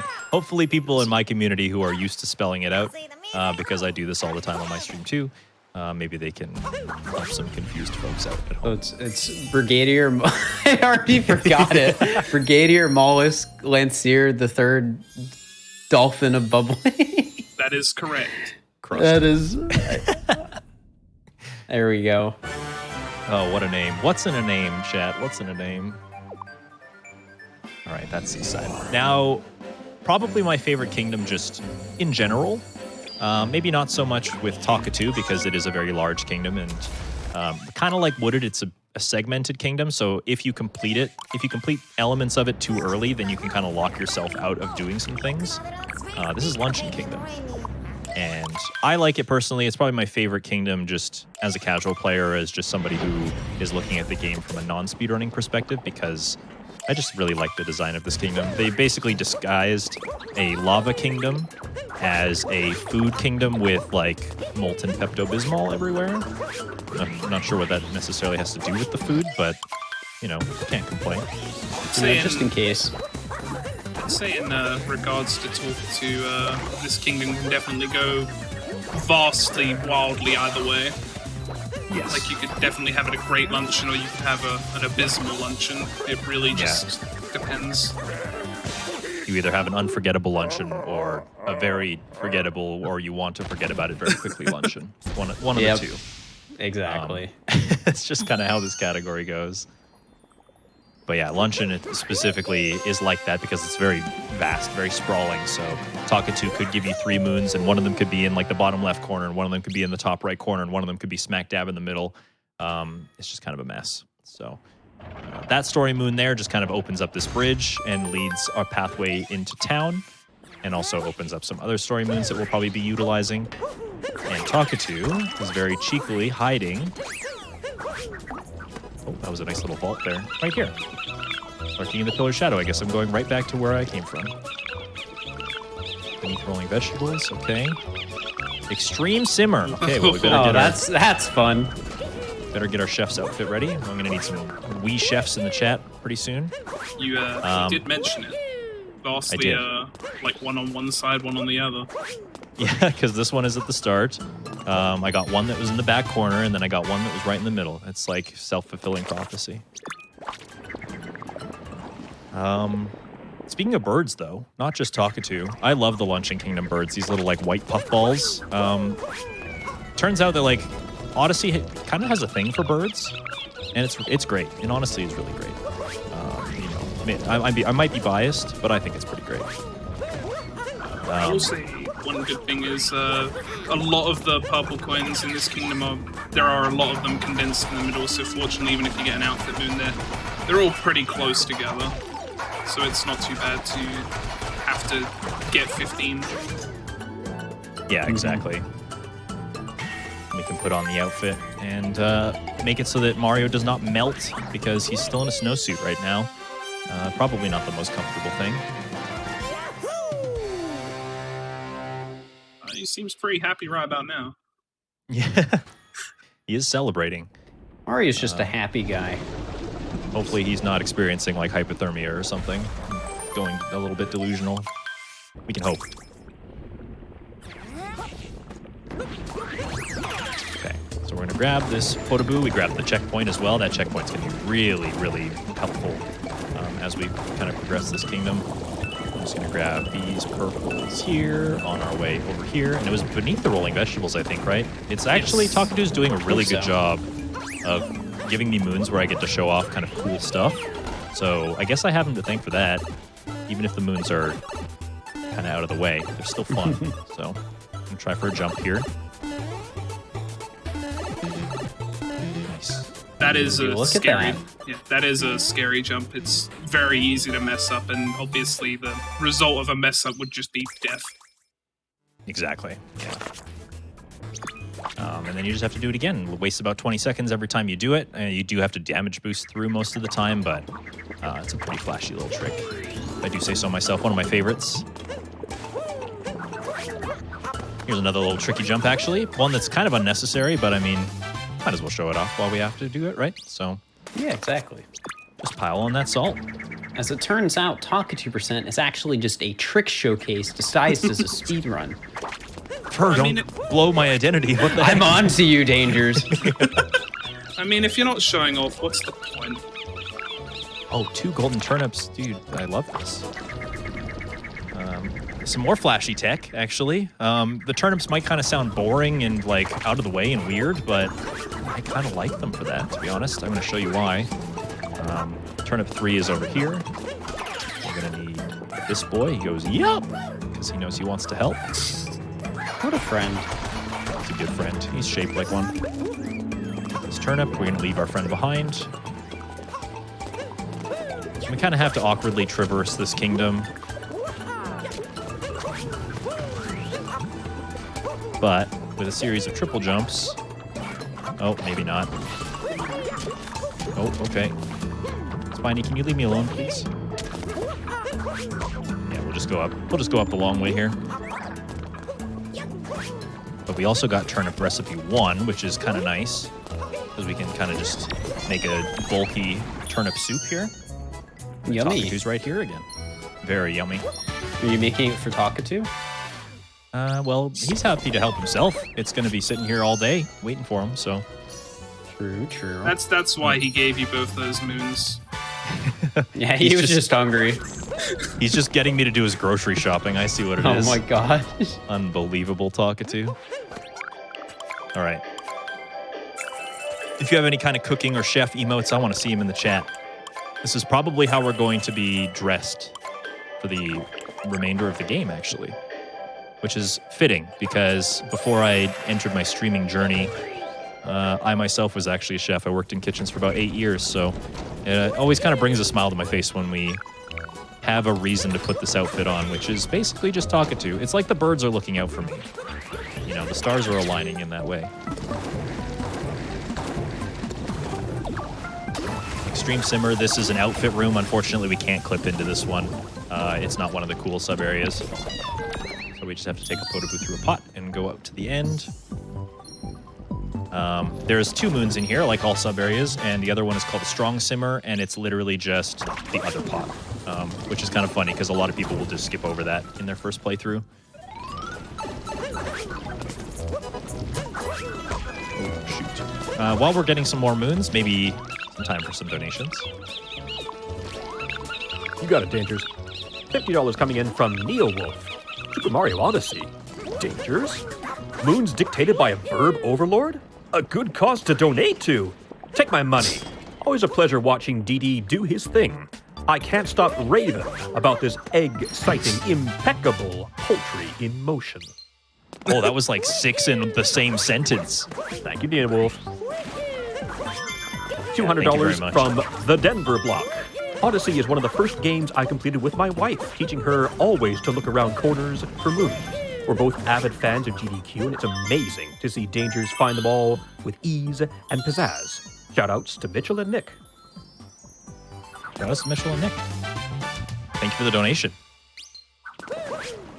Time for one more? You bet. One more. $25 from Bendy Jen. So many bonuses.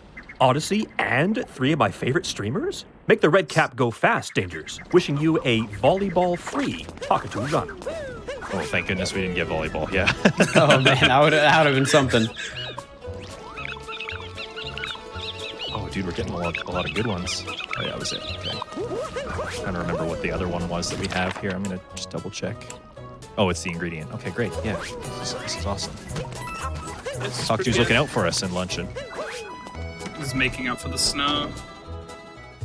All right, so this is complete RNG. This is probably like the hardest moon in the entire game. Oh, boom, got it first try. Let's go. Wow, you're really lucky, Dangers. Thank you. I feel so lucky. Just in case you weren't aware, that is really hard. It actually is. Like, that's a hard strat. RNG, no. Unironically quite difficult, perhaps, yes.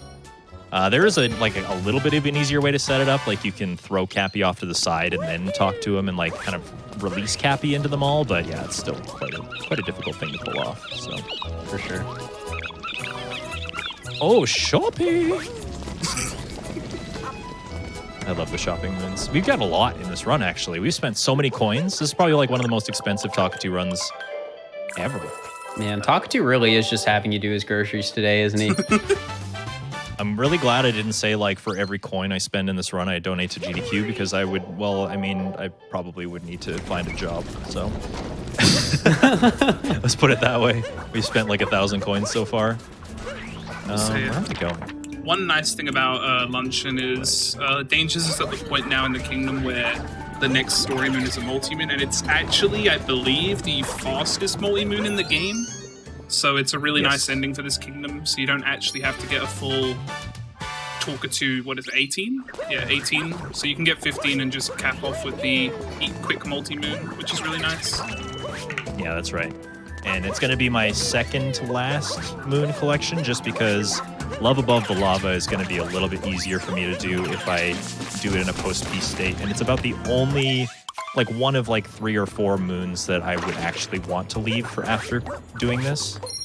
Because like I said, getting this multi-moon shifts the kingdom quite dramatically. It actually completely eliminates the checkpoint that's in town that we've been using this whole time. So if we did that to ourselves, we'd be doing ourselves a pretty big disservice. So that's why we leave this multi-moon for basically the end every time. And Love Above the Lava, we've already done one Love Moon today. That was in Seaside just a moment ago. The reason that I left it for after opening up that multi-moon is because there's a perfectly like numbered stack of Goombas right here for the moon that we need. Otherwise, I'd need to kind of like fetch a bunch of Goombas that are scattered around everywhere. So, oh, are those Goombas not there until after that multi-moon? They are there, but they're like scattered around on a different platform, and they're not stacked together. So, like, it's a little bit more of a trek for them. kind of interesting. I had to find that out the hard way and talk to run on my own. So You'll learn a lot of stuff like that doing Talkatoo runs, I bet. definitely, yeah. There's definitely a lot of little niche things that change throughout the progression of a kingdom for some reason. Totally. And when you just do speedrun categories, you kind of take the stuff that you're doing for granted, and then, you know, when you try to improvise it later on, you're like, oh, this actually doesn't exist until later. That's good to know. Yeah. So there we go. We're all powered up. Get out of luncheon. Just like that. I think it definitely adds... Oh, go ahead, Fur. I was gonna say, I definitely think it adds a layer to like how impressive this is, because like not only does Danger's like he can see the moon name, it's like, all right, I know what that moon is. He also like knows all these little like niche things about the kingdom, so he can like better string the moons together, knows when to get them and stuff like that. Like he's done a lot of these runs, and he knows what he needs to do to be fast. That's right. Now, speaking of going fast, we are not going fast anymore because we're in Ruined Kingdom. This kingdom is, in my opinion, like if a game breaker were to come along and be like, hey, we found a way to skip Ruined Kingdom, you'd be doing the entire community a big service, because this kingdom kind of is just, it's there. It's really hard, and speedrunners die here all the time, so if you could find a way to skip it, that would be great, honestly. Yeah. True. Timpani spitting facts. The real truth here being this boss fight is very, like, out of place for a Mario game, in my opinion. Spyro is coming to say hello. And we just kind of have to do this damage boost strat to get on their head and pull out all the swords from their head and do ground pound. Do it 3 times in classic Mario fashion, and then the fight is over and we get to leave. So if you have, like, 1 million donations, now would be the perfect time for you. Well, it's funny you mentioned that, because I have a bit of a nest egg here. I have $40,000 from the Yeti. Oh boy, okay. It reads, hey all, Yeti here. We're so excited to be back with you all at the best part of summer, SGDQ. We're stoked to announce we've already raised $40,000 for Doctors Without Borders. It's with your orders from our official GDQ collection that we're able to support MSF and their incredible work across the world. Thank you all. Good luck to all the runners who will be cheering on in the chat. Thank you, Yeti. Thank you so much. Yeah, no kidding. And I mean, those are all proceeds built up over the course of the entire event. So thanks to the Yeti for putting on that, and thanks to you guys for continuing to support Doctors Without Borders. That's huge. That's big news. And a big donation like that just perfectly fit into the rest of this Ruined Kingdom, which is fantastic. We need 3. The other cool thing about this kingdom that I always kind of think about, we need 3 moons to leave, and we get 3 for doing this. But there are a couple of moons like scattered about this kingdom that are like just out of reach, and I'm wondering if maybe one day that's the key. Instead of doing the boss fight, we get those moons instead, but we'll see. That'd be pretty cool. And now I think we need to do a little bit of story dump. So if you've played a Mario game within the last probably 15 to 20 years, you'll know that when you get to the final kingdom, or the final area, you know, you're going off to showcase against Bowser, you're ready to save the princess, you're ready to defeat the bad guy and move on in the world and save the day. Usually Bowser will kind of do like a psych, and you'll have to go somewhere else. And that's the real final world. Well, the same is true here. The game leads you to believe that Bowser's Kingdom's the last place that you're going to do the showdown. You're going to save the day. Everything's going to be fine when you do Bowser's Kingdom. And for that reason, the hollowed out circles are missing from the top left corner of the screen. So we don't actually know how many moons we need out of the gate. Unless, of course, you're a speedrunner who has played this game probably more than they ever should. We know that the total we need is 8. But because this is such a story-heavy kingdom, we're going to have 6 story moons, which means that we only need 2. But because this is, you know, the quote-unquote, that was kind of dangerous, this is the quote-unquote final area of the game for the story. Talkatoo's not going to show up until we've kind of got that grand reveal, which doesn't happen until we beat the boss. So we got to hold off on collecting those 2 extra moons until the very, very end. So I'm hoping for Captain Toad. I would love Captain Toad to finish us off. That'd be great. Yeah, that'd be great. A friend. That'd be 4 moons in this run, I think. That's a lot.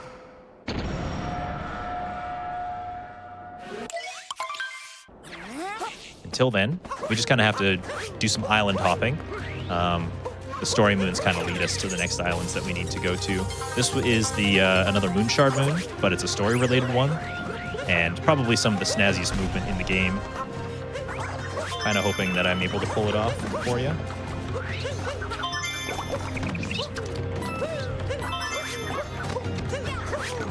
Hey. Seen this before. My movement here is outdated, to say the least. That's Hey, what we me call too, fast Timpani. shards. Doing that like really precise wall jump to get up, back on the roof after collecting that 3rd shard. Saves just a couple of seconds. There's another strategy I could have added on. It's really, really tough on the timing though, where you don't even capture a Pokio at all. You let the Pokio kind of shoot the bomb all by itself. But again, like that's really difficult, so I probably wasn't gonna get it. Now, there is a very important decision coming up. You now have to choose between 2 podiums to stand on because you have to fight 2 bosses, and the one you pick defines you as a person. It's true. And Dangers is making the wrong choice, just to be clear. Harriet gang, let's go. No. Dang. It's actually a really cool strat in this fight. Yeah, one that was recently discovered, actually. You're going to notice that there's a bomb kind of going berserk here. That's intentional. Don't worry. It just lets us set up for a very fast hit right away on the 2nd phase. That's what we call Zarbomba is the name of that trick, which, of course, I mean, we name things very creative stuff in the Odyssey community. And then for that last hit, I'm actually just going to go into first person and throw Cappy in a very specific place so that the bomb flies right back into her face like that. I actually really love this fight now, especially with that new tech. That's why I choose her first, Timpani. Well, I mean, I will admit the new trick that you just showed off, I haven't learned it yet, but it is very cool. There we go. And it is very hard, I would say. but It takes a lot of game knowledge. But Topper is harder, so you should pick him first. Yeah, look at how many hats he has, Dangers. Everybody How many knows hats that- did Harriet have? Everybody knows that like amount of hats equals amount of difficulty provided. You look really difficult right now, Dangers. I'm extremely difficult right now. You are That's true. definitely Oh my looking gosh. final. You are definitely looking final boss material at the moment. Now, final right, boss looking a bit material or like final boss, but psych, we're gonna go to another world final boss material. Well, just gonna have If to I had wait and another see. hat, it would have been final boss. No, okay. Do you not? No, I don't think so. Oh. Shoot. Oh well, maybe next time. And, you know, just as usual, we're collecting all the checkpoints that we can as we go through the kingdoms, because this kingdom is a very sprawling kingdom, and there are moons scattered about everywhere. So if we get all of our checkpoints, then we kind of have all of our bases covered, and we won't have to do very much, you know, running to the places that we need to be, I guess. All right. This checkpoint is very important. We can't miss that one because Talkatoo lives up here. And then we're just going to do the Robo Brutal fight, and probably one of like the most mind-melting parts of the run for anybody who's never seen a speedrun. Yeah, this fight has gone through so many iterations over the years. It It's really has. quite crazy. Yeah, it's probably one of the visually, well, I think it is the visually coolest fight in the game. Yeah, easily. Yeah. One of the most technically precise as well, and one of the most costly to make mistakes in, but very flashy. When you get everything right, it's very satisfying. So, And I will say, I was gonna say, even after so many years running this game, this fight still feels really good to nail. For sure.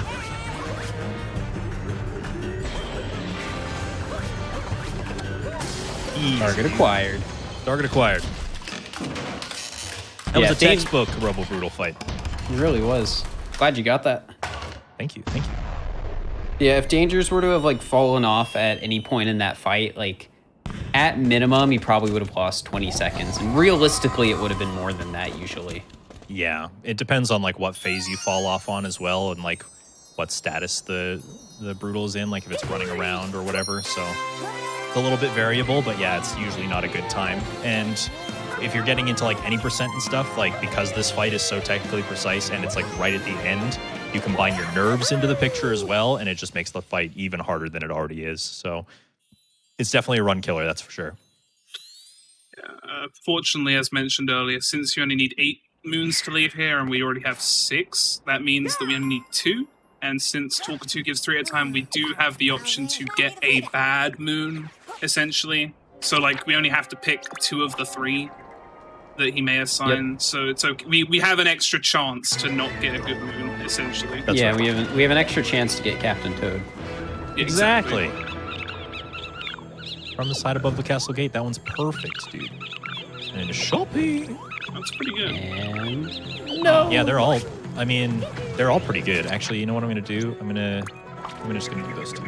And shopping and above the castle gate, and no Captain Toad. No Captain Salutes Toad. in the chat. We love the little lad, but not today, I guess.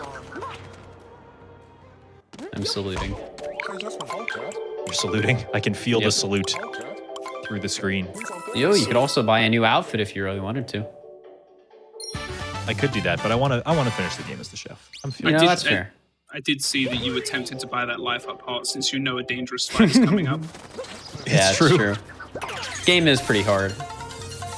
And then from the side above the castle gate is this moon right here, which is really handy.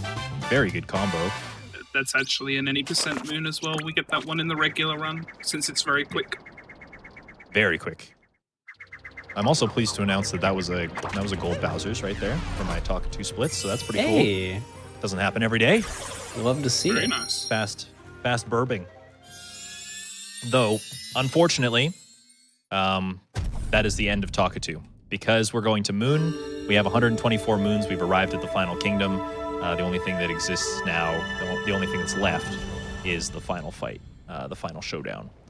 So, Talk 2, I don't even think exists in Moon Kingdom until you've beaten the game anyways. Yeah, that's correct. But he has helped us as much as he needs to. And it's just us in our own wits from this point forward. In a way, it is very fortunate that we don't have to use Talker 2 here because he's in a very inconvenient place. Yep. Yeah, that is true, isn't it? I might be able to turn my camera to kind of look in the direction of where he usually lives. Up behind the Odyssey, actually, like right there. At the top of that very tall cliff, yeah. Yeah. Yeah, it's not very convenient to get to at all. No, especially when you consider like half the moons are like in the moon cave or, you know, somewhere off into the distance, like by the cathedral or something. So, yep. Speaking of moon cave, the moon cave is probably the most epic place in the whole game. The music is banging. It's lava everywhere. It's very treacherous. It's very scary. I'm going to need as much focus as possible as I traverse the moon cave, which is right there, by the way, that entrance right there. Can't wait to see it. I know, it's very exciting. In fact, the soundtrack is... Sorry, hold on. I just need to take care of something over here. What are you doing? Don't worry about it. I'm worried, Dangers. Oh, hold on. I just need to set it up. Hold on. Oh, did I say I was going to go in the moon cave? Yeah, sorry about that. The moon cave's over there, and we're just going to go right by. The cathedral's right here. I was worried for a second that you might have put yourself in danger, so thank you for alleviating that fear. Well, it is in the name, you know. Not only bird puns today from Timpani, but also danger puns, which is good. And we just kind of walk right into the cathedral. That moon cave skip, by the way, was found basically day one of speedrunning this game. Like, we kind of just knew that the moon physics were going to be good enough for us to potentially jump up the back of the cliff and just avoid the whole cave entirely. And we haven't ever had to really go in there since. Even categories like all moons, where there are moons in there, but the idea is to just go in and just leave right away. Also, yep. Bowser's Fire looks really menacing, but on the next phase, I'm going to show you that that I'm invincible, actually. So, Fur did say this was a really hard fight, but I don't know. I was saying Moon Cave was really hard. Oh, true. Yeah. Sorry about ruining your hopes and dreams. It's okay. It's only happened twice already. I mean, First only Metro twice, and now this. only twice in 2 hours is a pretty good average. Oh, okay. Well, it got me that time. It knows I'm being cheeky. So Yeah, it's very, the hitbox is very small, despite how big it looks. it looks very menacing, but it's literally just a ground scan. So as long as you're not touching the ground when it passes you, you're totally fine. And just a couple more swipes of the tail.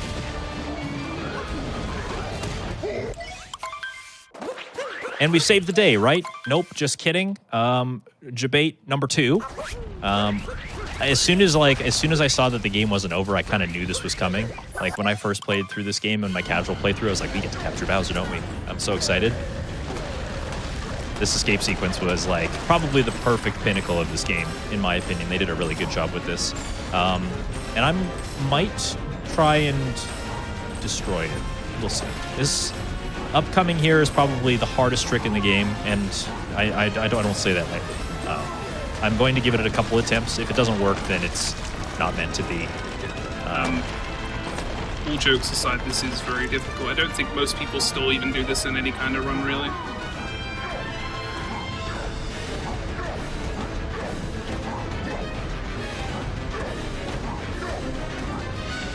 Oh, so close. Ah, no! I'll give it one more try. Okay. Okay. That was so So- close. As you may have been able to guess based on how he was climbing, you can skip this 2D section via a bunch of invisible platforms that appear to be in the 3D space. I believe it saves 7 or 8 seconds. Yeah, if you get it on the first try. Yeah. You know. But it is an understatement to say it's just hard. It is very difficult. Yeah, and I mean, there's a pretty good reason why speedrunners don't go for it in their like world record attempts is because like it is the hardest trick in the game. It might save 7 seconds, but only if you get it perfectly on the first try, and it's at the very end of the run. So if you mess it up, especially if you die, then your run is just over. So it's very hard to incorporate, but you know, we are getting to the level of optimization in this game where it's very likely one person's probably going to be wild enough to do it. So. Yeah, one day it'll happen. And we're almost there. Ladies and gentlemen, guys, gals, and NBs, we're almost there. Bowser, you need to throw your fireballs over here. Thank you very much. There we go.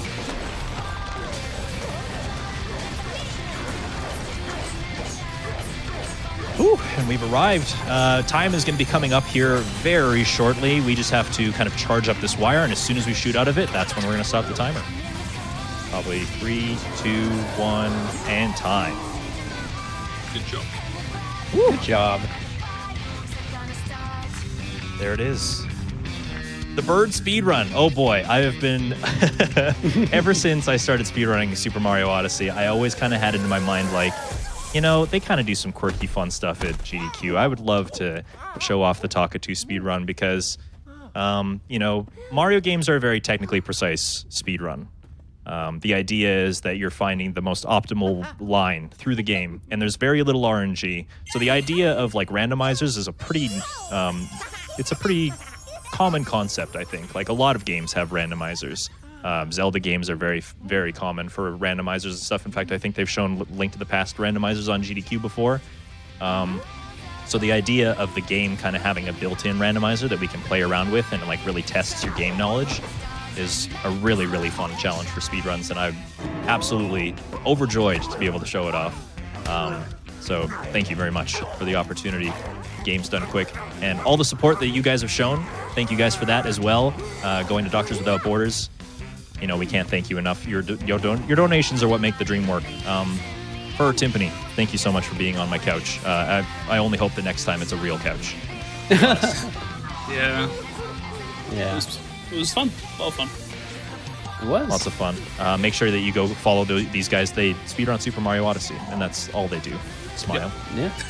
As it turns out, I do actually speedrun this game. I know Metro's usually rainy in that. You know. Wait, so you're telling me that was a lie? You haven't been going into I the moon wouldn't cave say this that. whole time? I wouldn't say that now. Oh, man. And then I guess for me, if you want to follow me as well, twitch.tv/dangers. I'm also streaming a bunch of Mario games, actually doing a little bit of Galaxy as well. So if you like watching Mario go fast, that's kind of my thing. So again, thank you to GDQ so much for putting on the run again. It's always a pleasure. And I hope that you guys have a good rest of your marathon. Take care, folks.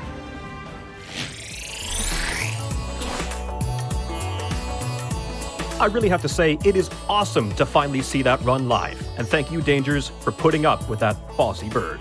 Now, coming up next, it's the second half of the Super Mario block, the Paper Mario Stop and Swap one that you, yes, all of you crafty donation artists, have helped make possible. So stick around, that's coming up real soon. Let me quickly refresh my donations here. I have $25 from Lillian Wolf. It says, I set my alarm for 1:30 a.m. so I can see Danger's Odyssey run. 100% worth it. And $250 from D Dingo. Thanks for the awesome Mario Odyssey run. Love to see this played. Thank you so much for your continued support, everyone, your continued donations. Now we're going to take a short break, but don't you worry. SUGQ will be right back.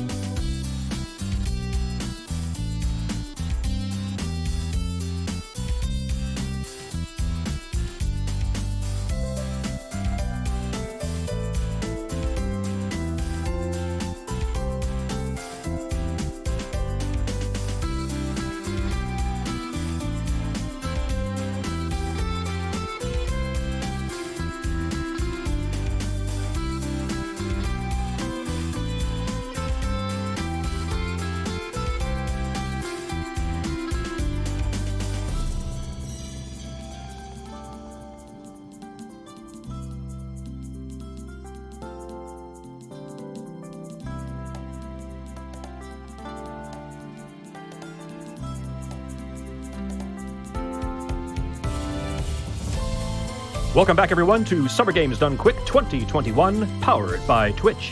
Coming up next is our daily recap segment, so for the folks who haven't been able to check in for the day, now's your chance to get up to date with the action you may have missed. Let's have a listen. 2021. Pleasure to be back with you all. I know you've probably seen enough of me today, but I'm also joined by Spike, Vegeta, and Yellow Killer B. How are you two doing? Great. Looking Doing forward great. today. Yeah. Yeah, Tons so of we great, wanted tons of to- great games today. Let's talk about them. Yeah. Yeah, exactly. Yeah, so we wanted to go over the games that we thought were great today. But instead of just showing like clips from our own favorites, Spike had like a fun idea, and so I wanted to kind of let him lead the way. So tell us about that, Spike. That's right. I am like super into sports. So I'm like, all right, you know what? We always do these daily recaps. Don't worry, chat. You don't even have to go watch any VODs after this one. I mean, do it if you want to. We're going to tell you literally everything that happened today because we've got a pew, pew, pew top 10 clips of the day assembled by the three of us in the last 20 minutes. So kicking it off here, we're going to start. That's right. We're literally doing this. Number 10, Kung Fu. You stayed up late last night. Tell me about it. Pretty finicky. It's kind of toss in near the center, and they can very easily slip off. The game doesn't want people to be standing in front of on top of the persimmon. Like wild out of bounds things. A lot of it happened between like switching between your parties. Wow. So you can see, I mean, I don't think I really have to tell you that this is out of bounds right now. You're supposed to be there. Yeah, just kind of like dropping into different places. This happened a number of times throughout the run, which is really fascinating. Just to see kind of this movement take place. There's a lot of great routing in this. Yeah, awesome to see. That is actually one of the VODs. I know I told y'all don't worry about it. Those are one of the VODs me and my wife are about to go watch through later. YKB, I wanted to bring us to this morning now. Ghosts and Goblins Resurrection. All right. MR, the one and only. What's happening here? Yeah, so I mean, we know the Mexican runner is an amazing runner, but I mean, this game challenged even him. You guys paid for an upgraded difficulty, and it was giving him problems. So this boss, he had to try multiple times. He finally kills it, only to die right here in a double KO. He did have to go back to try the boss several more times after that. It was rough, but he handled it like a champ, and it was a great run. One of the greatest gamers I've ever known in TMR. That anguish on his face right there. My God. All right. I'm going to paint a picture for y'all here. For number 8, we got Max Payne 2. Got home for my July 4th festivities. And what did I hear on the TV? All right. I'm going to go use this pizza box to boost myself over the entire level. And I just watched it happen. He's standing on a pizza box. He blasted it. Yeah! And now he has elevated up to the top of some building. And he is at the end of it. I actually watched this run. I've never played a Max Payne game before. Go watch this run. Hidden gem within this marathon. Great stuff. So kicking it back here, we had our daily race here, this GDQ Kung Fu. I know obviously you're a big fan of the Kirby series. Tell me what we got coming up right here. Yeah, so we have Bugsy's very in Dreamland. This was between Mr. Shasta and Rox with the Meta Knight. They were actually really neck and neck for a long time, and then Rox started to have a lead, but they both died in the same area, which caused them to catch up and are like back to neck and neck. It was just like perfect timing. You'll have to go back and listen to them in the VOD. They're both like, "Oh gosh, I died." The other one's like, "Oh my gosh, me too." And so it's like absolutely perfect timing here that kind of kept them so close. The race was really close. It was fantastic to watch. Yeah, I think it was only about a 30-second differential between our two runners today. And yeah, go back and watch that one if you haven't. High energy on comms during that race. Now, to completely shift gears from high energy Kirby, YKB, tell us a little bit about Nintendogs. Or just like previous. So This morning, Nintendogs. I mean, this is a game that is meant to be speedrun. Actually, the beginning of the run went really smoothly, and then we get to here, and the dog is not supposed to be stuck in the tunnel. In fact, they've never had it happen where he's stuck for more than like a second or two. He just would not come out. He was just in the tunnel until they had to reset, to the point where the commentator was like, "I've never had this happen in my 10,000 hours of playing this game. We never had to reset." So they literally got a dog that was scared to go through the tunnel. Luckily, they were able to get him to go through in the end, but it was touch and go there for a while. Oh my goodness. We really picked the best and most high quality content for you all today. Definitely not what we found the funniest. Hey, I just want to say I was fighting for that one to be number 1 as we were going through these.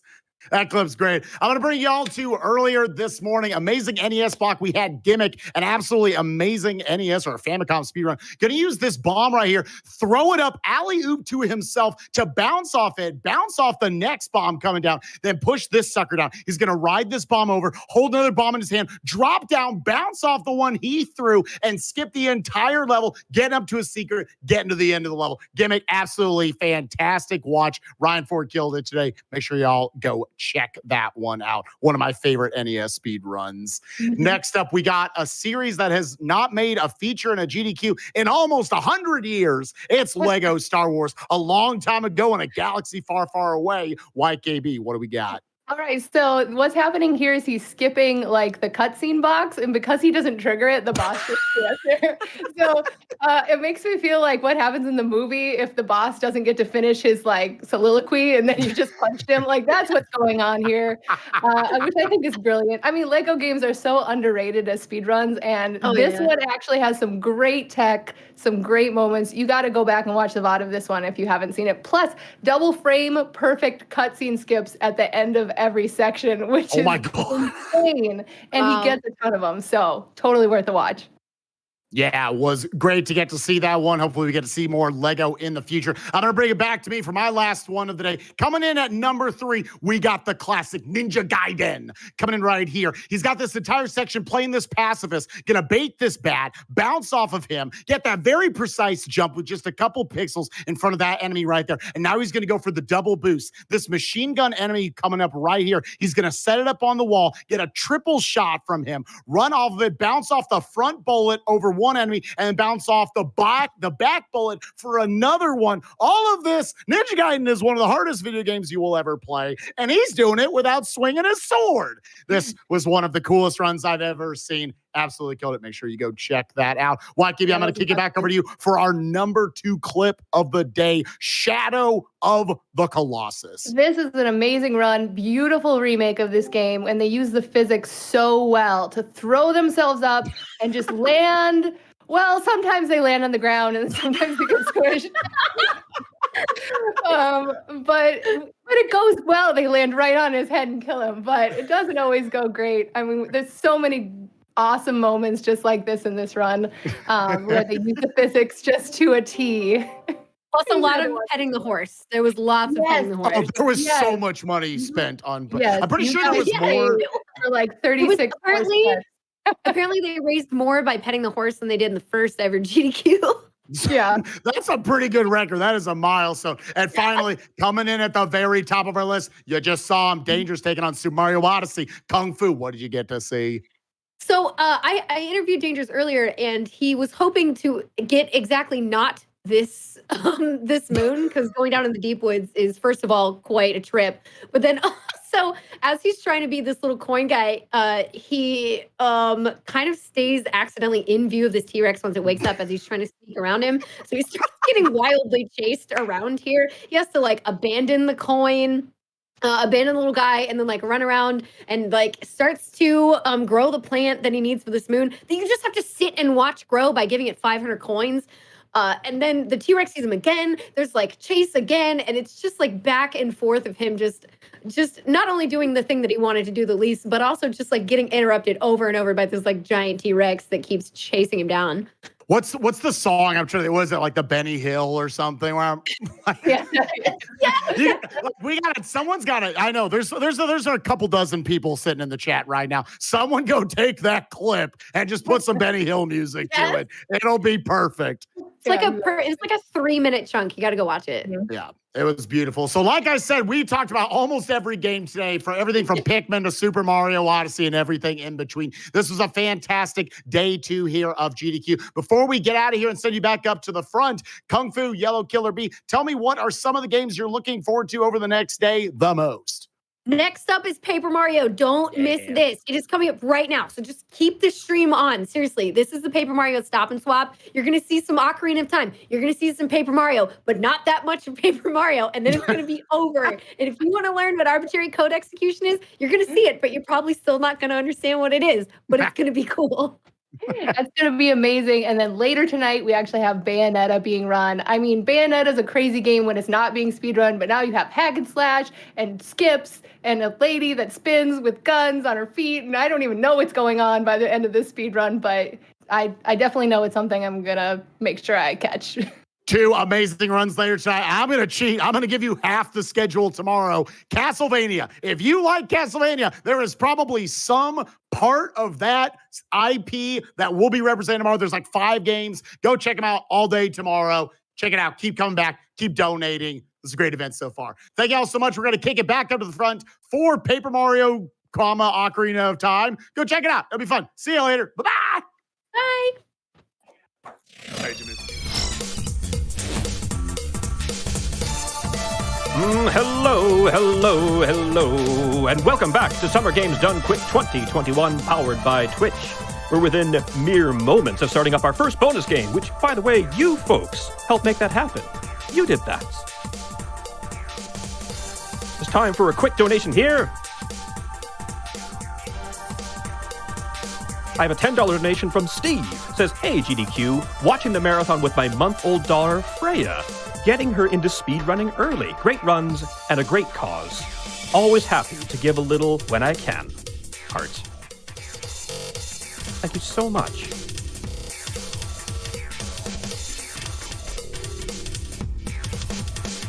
Okay, and once again, thanks to the generous bestowals of the community, we have unlocked our first bonus game. This time, it's Paper Mario run by JCog, but this isn't your dad's Paper Mario speedrun. Oh no, this is a stop and swap run. And if you're wondering just how badly you can break a game in the name of speed, you want to have a look at this. Let's get after it.